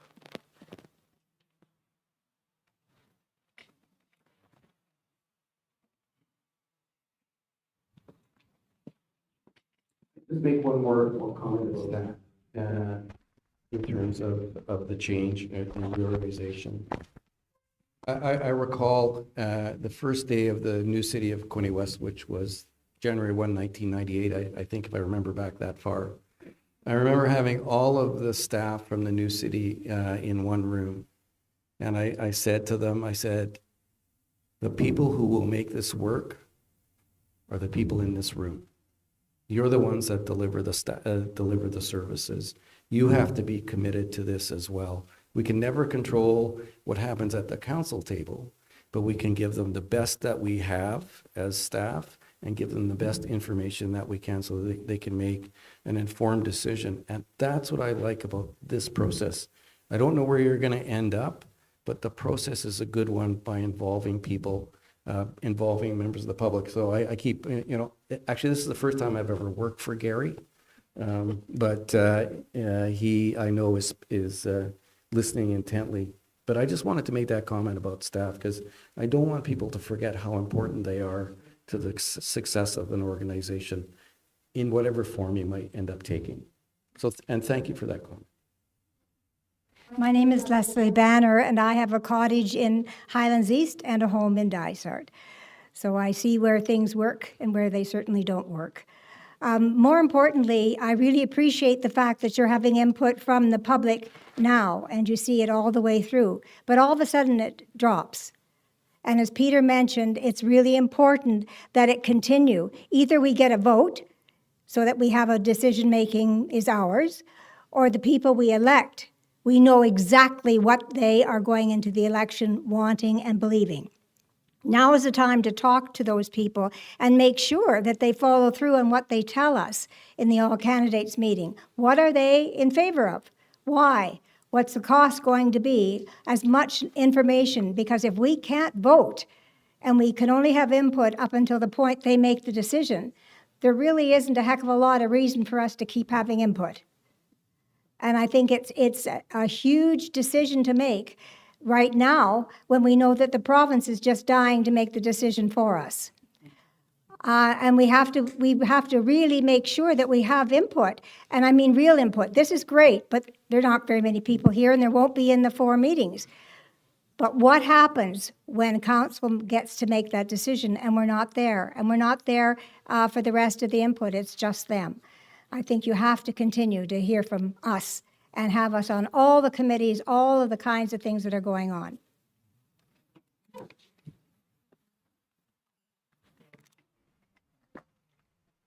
My name is Peter Smith. I live in Dysart, permanent resident. I was wondering, just in relationship, the question is about the surveys. Public response is 573, and the staff response 142. Was that 142 included in the 573? And that was separate. Okay. And then with the 573, did you distinguish between full-time residents and part-time residents? And could you give a percentage? I think if you look on the slide, I think it's 78% were full-time residents. If you, or 76, I can't remember exactly. If you flip that slide over that you have in your hand, I think it says it right on, somewhere there. I don't see that. The one before. Okay. There's the one before. Can you move that back? Thank you. Right there, 78% were full-time residents. Yeah. Is that okay?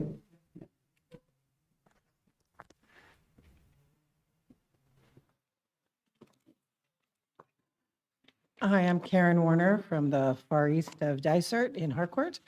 What is the likelihood of, I mean, obviously something's going to happen because it has to happen. What's the likelihood that, let's say you could do, since something needs to happen also immediately, let's say like Model 4, and then phase in the single tier system after that? Is it, are we talking that there's going to be one model implemented, or, could it be a transition like that? Well, I would say anything is possible. It's going to be the decision of the new councils coming in. But there is significant effort in making a substantial change. So I think you'd have to be very thoughtful about how you dealt with it, whether you wanted to phase. And I think it's important to say again, and I'll say it another time, is Model 3 and Model 4 are significant change in terms of the delivery of services. So there's a significant effort going to go into making those changes if those are the models that are changed. I don't know whether it would make sense to do that and then transition to a single tier if that was the ultimate goal. It seems like a very challenging kind of step to take, but that's just my opinion. And then in terms of, there is a disparity between east versus west in the county already. And so out in my area, it already feels like there is no voice out there. And, it's already Haliburton and Minden centric in terms of the county. So when it all amalgamates in some fashion, how are these voices going to actually improve? Because it's not great now. I think that is actually one of the biggest challenges and tests for a new council to be aware of doing. Local government has to be representative of the community that it serves, and that's on the edges and in the middle, if I can put it that way. And so when you're thinking about what kind of council setup you should have, you need to think about those things. You raise a really important point. People who feel disaffected in terms of not having a voice, that's not great. That's really not good at all for democracy as a whole, if I can put it that way. So yeah, they need, in designing a new council or councils, understanding what all of the communities need. And that's the great thing about Haliburton County. It's a group of communities together. You've evolved over 100 or so years and you've gone through change. But it's really important to continue to remember people live on the edges as well in terms of the geography of the county as well as in the middle. And that's a representative role that elected officials have and should have. The staff side have to appreciate that you deserve the same amount or similar kinds of services as folks in other parts of the county. And that's something that staff would regularly work at and with councils, in my opinion.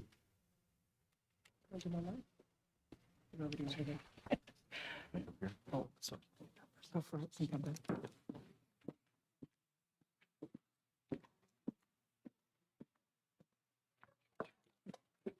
Bill McFarland, and I live in Dysart. just to follow up on some of the other concerns, is it possible from a procedural standpoint to have this a referendum, for lack of a better word, so everybody gets a choice? I know it may not work with October 26th just around the corner, but you're already talking about going into, June and July of 27, but, it works in some respect when it comes to choices.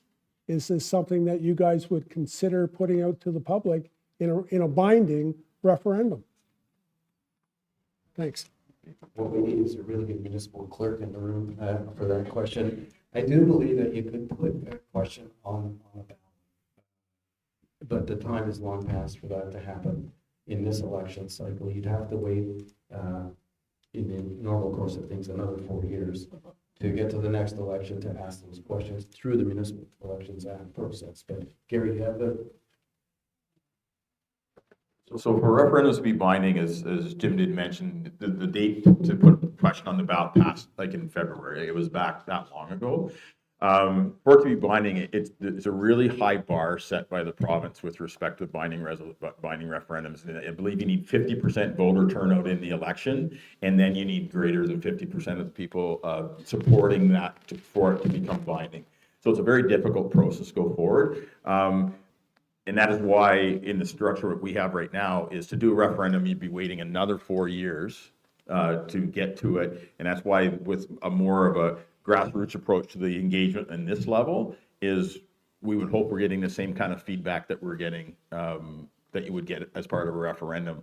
With the greater outreach, you saw the percentages coming in and people responding to it versus with the average voter turnout percentage that you normally get. So it's a valid question, but it would delay the process into the next election cycle. What you're saying, we're at the mercy of 24 people. Well, I mean, it's like it's the nature of the process, right? All decisions made. Whether or not we're going to build another sidewalk or a bridge. I appreciate that, and that the magnitude. I think that's not lost on the current council that started the process, nor is it lost on myself and the current and the people working on the project. And that is why the process has been structured the way it is. At the end of the day, the decision is being made by the people that are elected to represent you, and the timing of the study being released and going into this election cycle, I think, is key, so that is a question being asked of the people that are asking for your vote on the 26th of October in whatever decision they want to make. That's the nature of the democratic process, is that it's the people you put to the table to represent you will be making the decisions on your behalf. My name is Bonnie Foster. I'm a cottager in Minden Hills. I'd just like to comment on a referendum. I think if you take a survey of the number of people who come out to these 4 sessions, you will get an indication of how many people have taken the time to learn about what's going on here and to inform themselves about it, so that is, as Gary has said, we elect people to govern for us, to make decisions for us.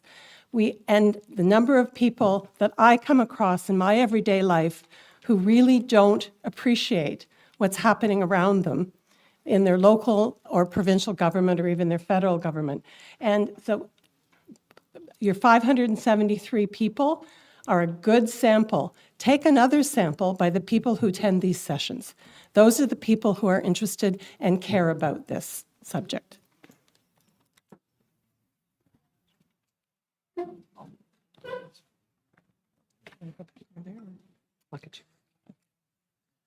On this chart, the single tier model with the allocations, where does economic development and tourism fit? Is that under planning and development or recreation and cultural services?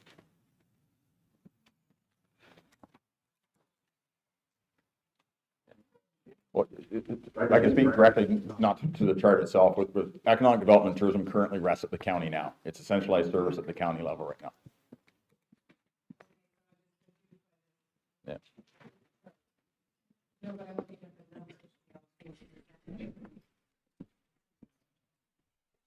Using single tier.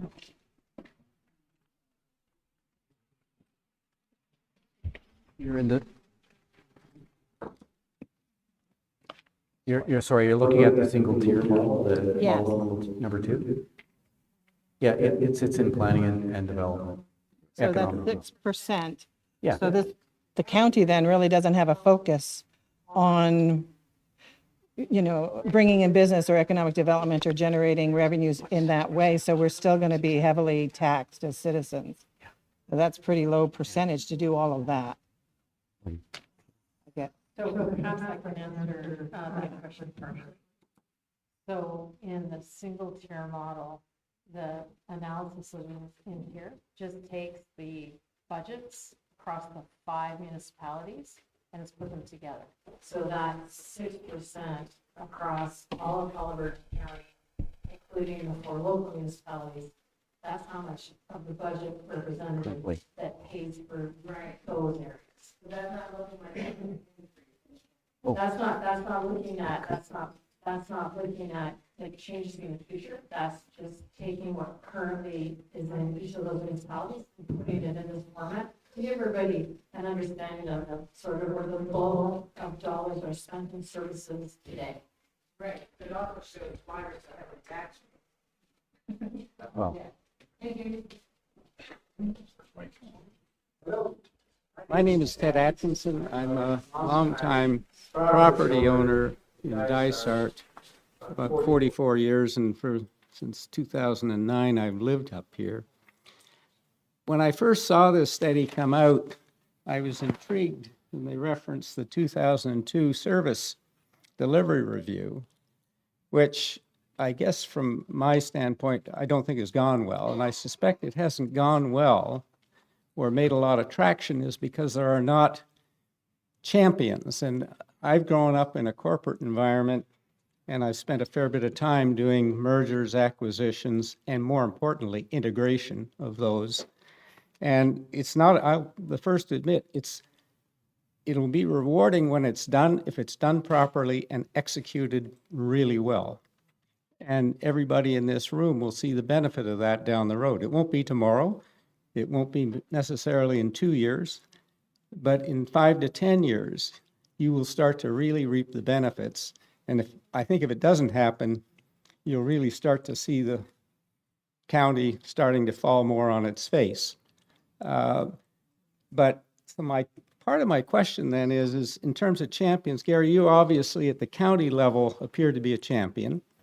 Do you have champions at each of the 4 municipalities?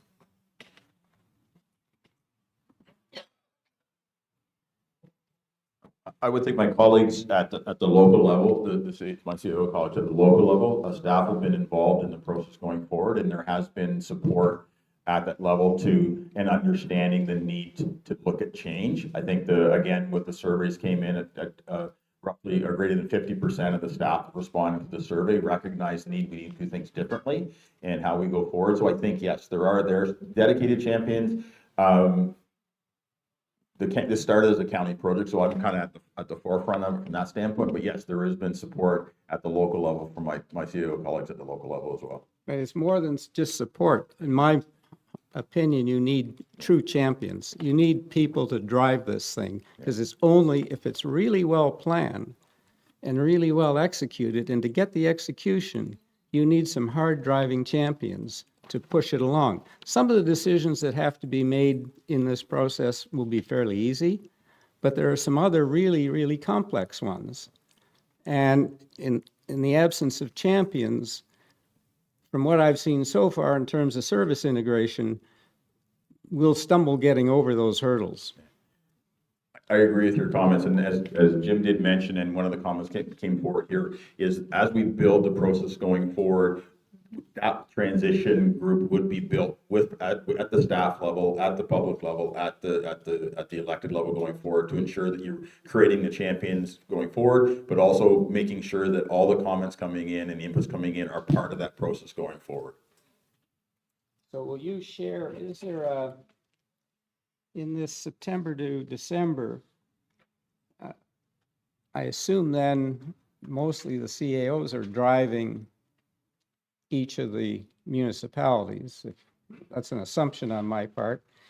Is there an agenda and a sort of a detailed work-through list that is available to the public? I guess given my background, that's what I believe you need to have. And the question is, does it exist? The short answer to the question now doesn't exist at this moment in time. However, part of the programs going forward with the second phase of the project, Mike, can you step aside one sec? Is building that out, setting the scope of work, setting the timetable up for the deliverables on the things that Jim mentioned with respect to the elements of the second phase of the project, which is the quantification and qualification of the aspects of each model going forward, the starting the structure of what that would look like going forward. All this stuff's being built, and then the component parts of that would go along with that. And it'd be our goal to present some semblance of what you're talking about in relatively short order, because it ties into what we've been talking about, making sure the public is informed as we move forward within the phases of the project. But I really appreciate and like the comments you have, and that'll help us build and create the champions we need at all levels to make sure that when we get into the new year, that there's the benefit of that going into the council decision, but more importantly, afterwards, once whatever decision is made going forward.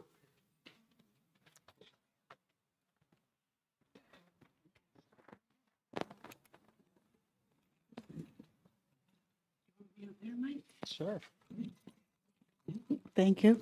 My name's Tammy, and I live in Minden, but I'm not really sure if I'm a Hatfield or a McCoy. But I actually worked up here for a while, and they accepted me. So there's another model that hasn't been described, and it's the one that's going to come from the province if we don't do something. And I think it's important that everybody doesn't lose sight of that the provincial government is doing changes to municipal governments and regional governments and everything all over Ontario right now. And if we don't do something that's a made in Haliburton solution, there will be a made in the provincial government solution. And I don't think any of us are going to be happy with that.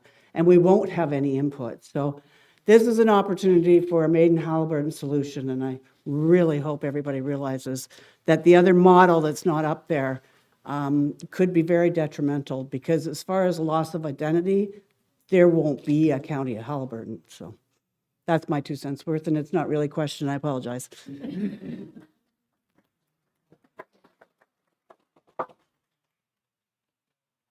Hi, Rob McKay again. Don't you wish there were 3-year terms instead of 4-year terms? While you're lobbying the provincial government for funding to make this work and get us over the first 2 years in its infancy and stuff like that, maybe you should lobby the provincial government to going back to 3-year municipal terms instead of 4. Food for thought. I'm old enough to remember 2-year terms, so. Hi, I'm Pat Casey, standing deputy mayor for Dysart. Anyway, appreciate the effort that's going on with this whole system. As if you know me at all, I've kind of a late horse to the race regarding being on county, and just got involved with it as of late of the study and comments that have been going out, and the process. And I want to I got to say genuinely, we all want accountability, and we all want smart processes in place to make sure that we get the best bang for our dollar, and also longevity. It's part of life around in anybody's house, let alone at municipal level. But I want to glance around a little bit, and what I want to say is that Andrea mentioned there was a service delivery review done in 2022, and I wonder what happened, because we spent some good money on it, and what was the catalyst of it not being implemented to find the efficiencies between municipalities to clear up a lot of the stuff that's costing us money now? Anyone speak to that? I can try to speak to it. I wasn't here when that study was done, but from my going back and looking at the files, it was, and no disrespect to anybody that was here at the time, is there was an implementation plan issue. And so a number of things went forward, and then it was also, I believe it was a bit of a struggle because the election happened in the middle. It came through release in 22. There was the election in 22 that switched over the councils. And then the desire to push some of those things through just stopped. Right. And that's really, I think it goes back to the champion question, and going forward, it was the desire to move forward when those things stopped. And so that's there. It goes back to the question that was answered earlier about yes, that study still exists. It was a very well done study by Strategy Corp on behalf of the county. But the one thing to remember about the study, and I'm editorializing a little bit, so forgive me, they were specifically told they couldn't look at governance when that study was put in place. Right, so they were just looking at the service delivery review. The information is valid. It was going forward, and it could apply to if Model 1 were selected by council. It's part of it as well. But the other thing to keep in mind, since 22 into 26, the landscape has changed with respect to the fiscal demands being put on municipalities through changes at the provincial level, at the service delivery piece, and this is just general economic changes that we're kind of transitioning beyond looking for efficiencies. It's create the structure that's the affordability part, and then build the form follows the function piece of it going forward. So it's a combination of the two. That information isn't lost or not there, but it was a process that didn't have the finite nature of the implementation plan. I believe that'd be my guess as to why it failed or petered out. Okay. In regards to that, Gary, I feel, I'm just getting into county council myself, but this is the biggest decision that this county is going to make since its inception. And I do feel genuinely that we're going too fast with it in that regard. We're having a lot of meetings here and everything else. We had a public consultation, but in terms of genuine financial information and efficiencies, I don't think we have that yet. From clarity from other municipalities that we're looking for financial statements, and again, going back to service delivery review, it would have been a great indication of intermunicipal efficiencies to see what we can improve on internally before getting into this situation moving forward. And I'm not against amalgamation. However, I need to know if I get elected and we're having to follow through on this process that we're talking here, that we have solid information that we can make these decisions to move forward with, so it doesn't turn into a train wreck. Okay. Number two, I'll say I am looking for accountability for the information that we're getting today or coming up from your team to ensure that the information that we're getting is going to be proficient in making those decisions coming up. Because again, if I'm going to get elected, we put in the driver's seat to put this vehicle forward, I want to make sure the car's right, everything fits good, and it is what it is, and we move off into the sunset of getting this done. So anyway, just some further food for thought for everybody here. Let's make sure we get some good quality information, and let's not rush into this. I made this comment when I was at county council. It feels like we're a year ahead of ourselves. And we're focused on the election coming up. We got a green council, a lot of new council members moving in, and this is a big decision. And you're going to put them in the position of making sure we're making this work on that note. And I feel it's a year too advanced, but that's my own comment. And again, not against amalgamation. We just got to make it right. If I just add one point to it, I think your point's well taken. I think the quality of the information that has been put together right now has been very good. It creates, identifies the current fiscal landscape with which the four municipalities plus the county are currently working under, and the projected direction being taken if that forum is allowed to go forward. I think it was quite evident in the slides before. And further to your point, and that is why I applaud county council in authorizing phase 2 at this time versus waiting until doing it in January, because it's important to build on the momentum within the community, identifying we need to address certain things. The information you're asking for will be provided and will be part of the package that will be built over the next 4 to 5 months going into December. That will be released to the public. Our goal is mid-December, and then from a public standpoint, and then addressed for the first time at County Council in January of 2027. So I think that's where we're at in the process, and the goal of that process is to do exactly what you just said, Councillor, with respect to making sure that the people are informed of the decisions and what the outcomes of each one of the models would be. And that's not presupposing which model should be selected, but each one of the models has the background data to allow both the public and council to make the decision that is best, not just for a portion of Haliburton County, but for all of Haliburton County.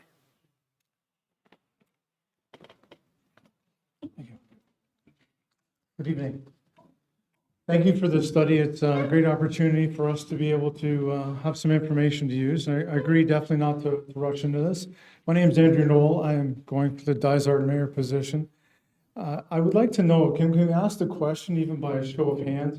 Yes, definitely, there's still some more information to be gathered, but would we be able to say, well, I'm for tier or undecided? Would you be able to, is that a question that'd be fair to ask here as well for the people that ultimately, yes, you're looking for us also during the upcoming meetings to be able to ask us the question and see where we stand with that. But ultimately, it's not about me, Andrew, going for mayor. It's about you, the people, and what do you want to see as well? So is that a fair question that we could ask? Amalgamation? Undecided? Is that something, or is that possible? The one thing I would add, and I'll turn it back over to you, Arn, is I think the survey itself states, without talking about one model, 92% of the people part of the survey want to see some form of change, right? I think that's the metrics by which we're at right now. Further to Councillor Casey's point, is that's where we're at now, is identifying the change opportunities and now taking to the next level where you're mining down in both qualitative and quantitative method, that type of question can be asked and decision being made specific to one option versus the other. Okay. Do you like the answer? You're the people. I think the fair time to ask that question is after all the information is available to the public. And that's the time to ask the question and the time that councils can make an informed decision. Our task is, as consultants on the study, is to give the best information that we possibly can so people can make an informed decision. And I just think the time for that is once you've got the information, all of the information, and county council's committed to doing that. So that's just my opinion. Hi, I'm over here. Hi, my name is Josie. Maureen, I have a question and then I have a comment. First of all, hats off to everybody here in the room and at that table and in council. I read in one of your early reports, I was on the council meeting, that, correct me if I'm wrong, the reserve or emergency fund is like 3 million, which is really low. And you were saying as a group that you're very nervous about that number. Is that correct? There was a comment in there about the reserves are actually higher, the 3 million that you have on a reserve. So we can bring up one of the finance slides that shows the reserves over time. It's that one. Okay, so the blue line is the reserve balance. And so it's projected for 2031. Looking at the graph, it's probably about 15 million. Part of what has happened over, and so we don't have the same information in this evening's presentation that we had at councils, but part of what has happened with reserves is there's been a tremendous withdrawal coming out of reserves at a much faster pace than money that's going into reserves. So for everybody's benefit, you know, many municipalities will make contributions to reserves for special projects. You need to have money in working reserves and tax stabilization reserves if there's emergencies. But what has happened over this past year's budget is there's more and more money that's coming out of the reserves to try and mitigate tax levy increases and try and find more revenue for your budget. But you can't keep doing that. And so the rate is coming out significantly faster than it's going in. So my comment is, and I'm hearing it, I do have a property in Minden and Dysart, or state at this chair, all non-lake, by the way. you know, talking about urgency, I think people don't realize that we are in an urgent crisis and we don't have the flexibility of time. And I agree with Tammy that those of us here who follow politics and have been through areas like Toronto and Halton or Tri-Cities, who've gone through all of this from multi-sections like we are here to a two-tier or a single tier, and it does work if it's implemented correctly. I think we need to listen now. Sir, I do appreciate your comment about the referendum, but if you look at the survey, even though you answered my question, Jim, about the science behind it, because I thought we have less than 10% who did the survey. For me, I think, hey, if I fill the survey, I should get a property tax like rebate of $100 or something. That's personally my incentive. However, I'm just a citizen here.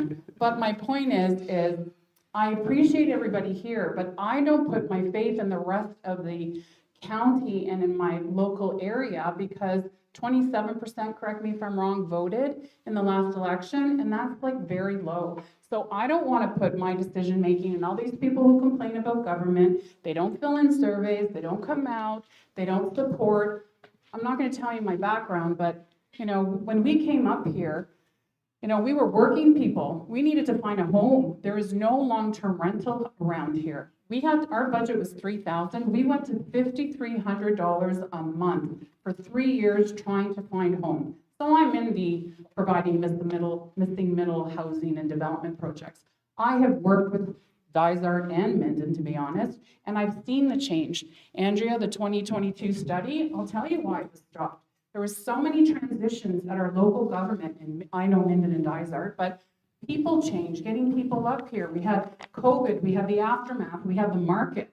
From 2020 to literally last year, this is where I find all levels are finally working full throttle.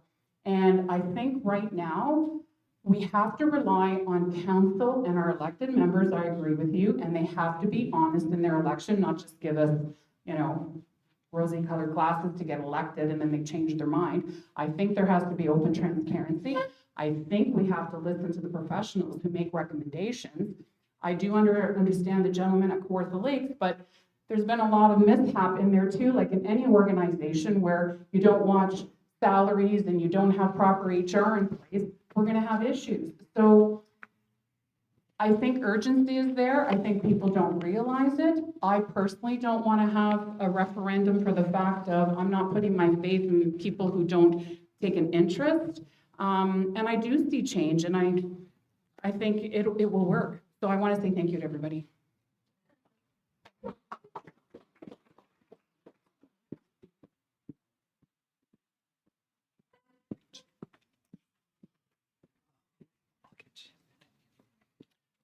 Hi, I'm Barry Boyce. I've been on council for the last 4 years in Dysart. I'm running again this year. I want to go on top of Pat there a little bit, your timing. Please don't think that any representative, I know me, my answer is going to be when I get up there for the candidates meeting, they're going to ask me, what do you think of amalgamation? And I'm going to say, I have nowhere near enough information to make that decision. That's that important. I just think the timing is off.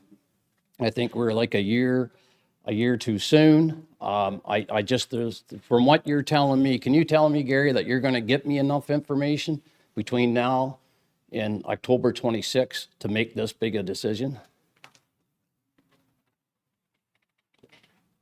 Yes. And that's sorry, Barry. Yes, that's the direction we have between now and December, is the work to be done by EOR is to provide that information. And our target is to have that sufficiency information. And it's a very good question, Barry, that was brought up at County Council as well, is that's our commitment, is to bring that information in. The ultimate arbiter of whether or not we're successful in our goal will be the public and council when that report comes out in the middle of December.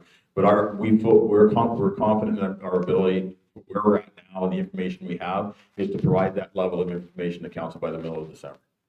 By December? Yes. Right? That's correct. So I'm not going to be able to say in October that if somebody asked me, can you make that decision? If you're going to vote for me, don't vote for me if you think that I can make that decision in October, because I will not have enough information to do that.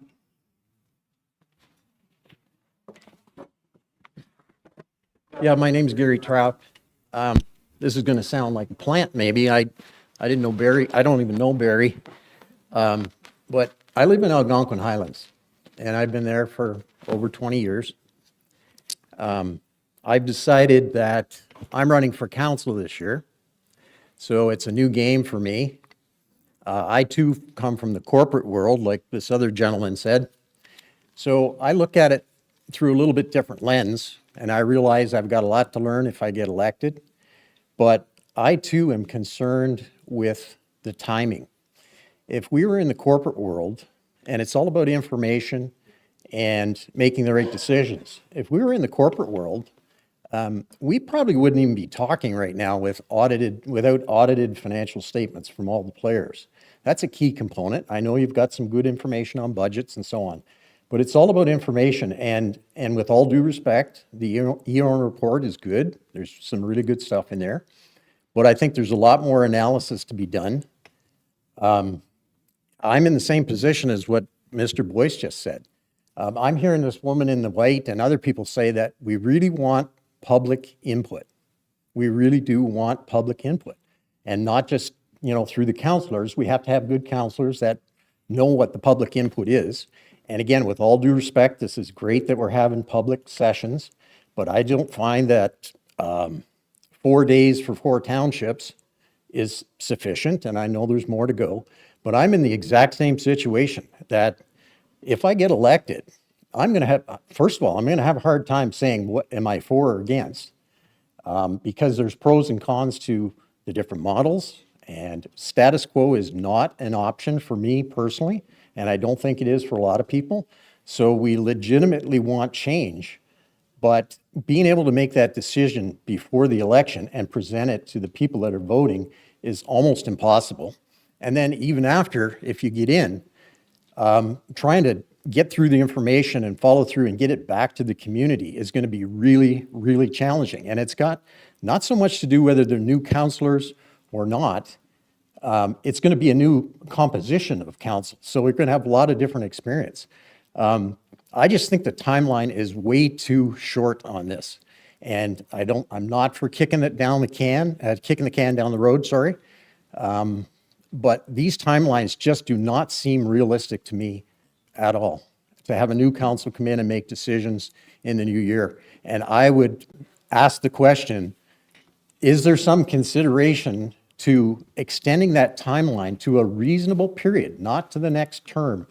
And, is there some consideration? Because I hear the questions and the pushback seems to be pretty solid on this timeline. So I'm just telling you, it's going to be really problematic for new council to be held accountable to people when we just don't have enough time yet. We need not 4 years, maybe it's a couple, maybe it's 1, but it's certainly not 2 or 3 months after you've been elected. It's not going to work. The only comment I'll make to your question, and as I mentioned before, I mean, it's a valid question around the timing. The commitment we made to county council right now is to provide the level of information to enable the decision to be made, and that information will be available by December. Given the amount of information we currently have and the mining down we're going to do into the next level, I am confident that level of information was there.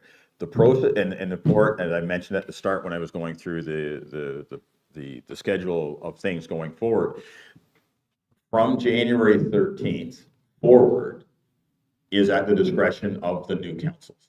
If the new council, they feel that they need more time, that's up to them to decide when those meetings happen and when decisions are made. Our goal is based on the direction I was given by council and what before them. We will have the information they need to make a decision by December. And then the dictation of that process is now at the hands of the elected people elected during that piece. For them to ask for more information, to say they have enough, make a decision going forward, that's how the process is laid out. So there is no expectation right now that anybody's being asked to make a decision, a commitment right now. Hi, I'm Rob Parrish. I went through amalgamation of our school board, and we started with 5 people in HR. When I left 20 years later, we had 15. It didn't save any money, didn't save us a dime. We got rid of all the people that the children seen, and we kept all the top brass, all of them. We had 2 people retire that were directors, and we did save that salary. But we ended up with the same number of people at the top. And I'd really like to see a flow chart from each municipality, from top to bottom, right down to every person. I don't need names, but the people that work for you. And I want to know how many managers we have, how many directors we have, all those things. And then we can look at that and say that seems reasonable or it doesn't seem reasonable. Like right now, we're looking at numbers, but they're not people. And I look here, and most of the people here have gray hair, don't have a lot of people don't have. I've been out today talking to people. A lot of them don't have a lot of, huge computer skills. I'm wondering how many people have no idea what really went on with this survey. And I'd like to know for myself, I'm running for Ward 2, I'd like to know what each of those councils, how many in each district, how many people we have working for us, and how many managers and how many assistant managers and all those things. Because I don't want to find out that 5 years from now, we've got 10 more people working that we didn't have before, because that's not going to save us anything. I don't want to protect the people we have. I do believe everyone we have is trying to do a good job, exactly what you said in your report. But I don't want to see huge increases where we don't really have much to show. We already talked about, well, maybe we'll hire an engineer, The school board hired engineers, and then we still took the work outside to outside engineers. And I kept saying, why do we hire engineers when we're still going outside? So I'd like to see the value in what we're doing, okay? The long term. So, thank you.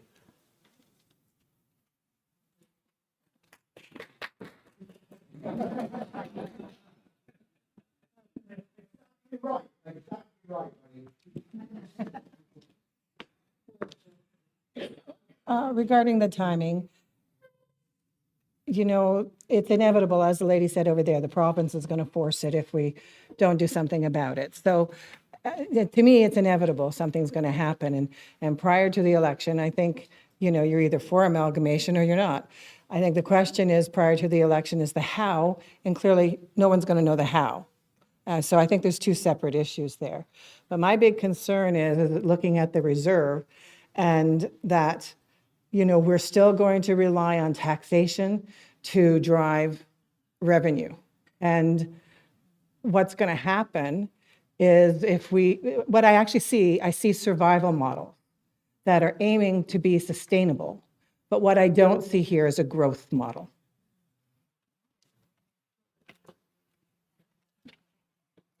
I think just to add to that, it's a really good point, and I think what Mr. Pine and Ms. Adams were saying before, the change, we need the element of change to build the growth model in to ensure that the growth can happen. We're just not sustaining. Whichever model that is selected, it's not one versus the other, but it's the element of change.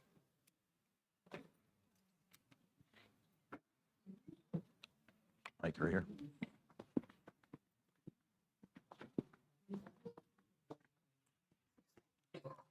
I just would like to add one point. I think that everybody who's running for this election needs to be offered the kind of workshop you've taken us through tonight without the public. They need to be there so they can get what is going to happen and what they need to have when they come to the all candidates meeting. Right now, I'm hearing that some people just aren't sure, and that's fair. But let's help them get to that point where they understand if it doesn't happen from the bottom up, it will definitely happen from the top down, and what it means. But I think that all of the people running in this election need to be able to talk to us, the people they're representing, about their decision-making process in this whole point. So it's a really good point.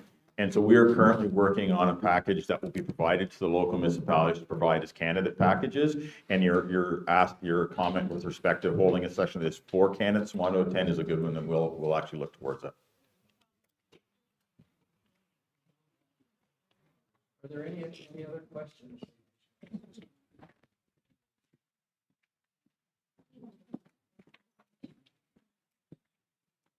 Hi, I'm Jeff Weber. I'm candidate for Ward 3 in Dysart. Just wondering if there's a process in place if it's a split decision. If some of the municipalities say, let's go Model 2 and others go Model 1, what is the decision? Is that something that's going to be mandated from the county down? Because you can't obviously have split decisions in that authority. So the municipal act is, sorry, the municipal act is very clear on restructuring. It's section 137, 136, I believe it is, the municipal act, that talks about how to do things regarding the transfer of powers from the lower tier to the upper tier, and also in restructuring. So that's defined, it's a defined process. It deals with the majority of the municipalities and the majority of electorates carry decisions. I would hope going forward, as part of the decision, is a fulsome discussion at county council on all the options to get to the point where there would be consensus. I mean, that's maybe pie in the sky, but I mean, that's the goal. What we're trying to do is provide the information where which that can occur.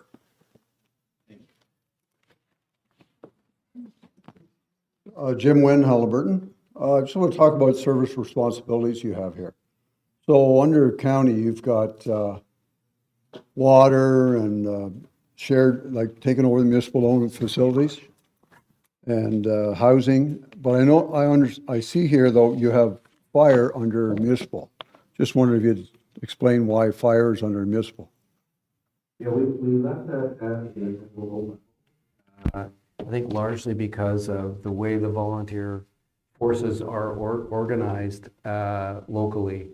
And it just seemed that that would be a reasonable thing for fire service to stay. We've heard some other opinion though, saying, you know, really it's one of those services that could benefit from some consolidation and some investment and those sorts of things that might come from a larger organization. But when we put the models together around the service, we thought there was a reasonable argument to be made that it could stay at the local level and function. We're meeting with actually fire officials as part of this process next week, so we will hear directly from them what their views might be.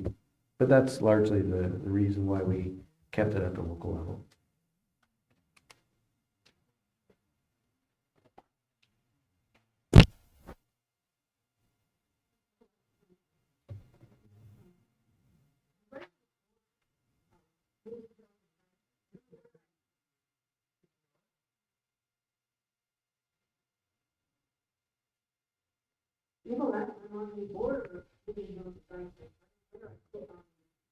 No, McCoy.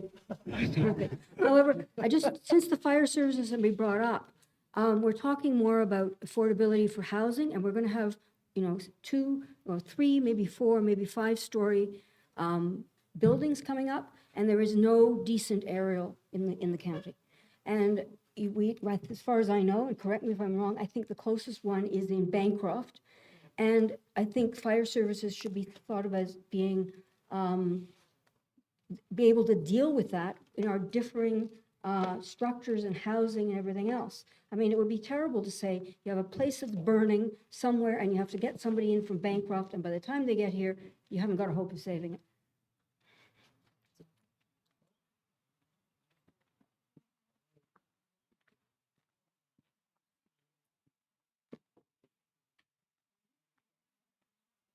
Maybe I'll just put in a couple of comments regarding that. I think that your comments are very good.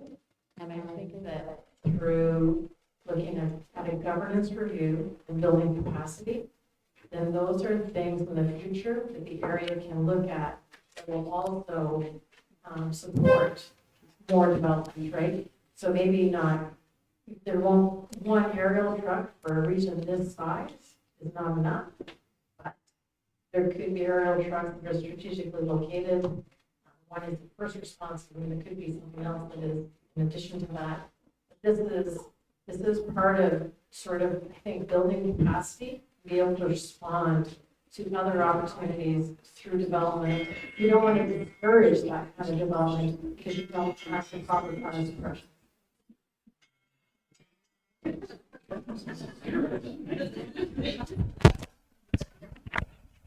Any more questions? I'd like to thank everybody for coming. I think there's a lot of really good questions. I would encourage people to continue, if you have anything after tonight's meeting, to reach out to me directly or into the county or on the, what's the name of the site again? The Wade In site, it's in your package, it'll show you how to get in there. And we have 3 more of these coming up. We're more than welcome to see it all again if you'd like, and see the tour around the county. So thanks again.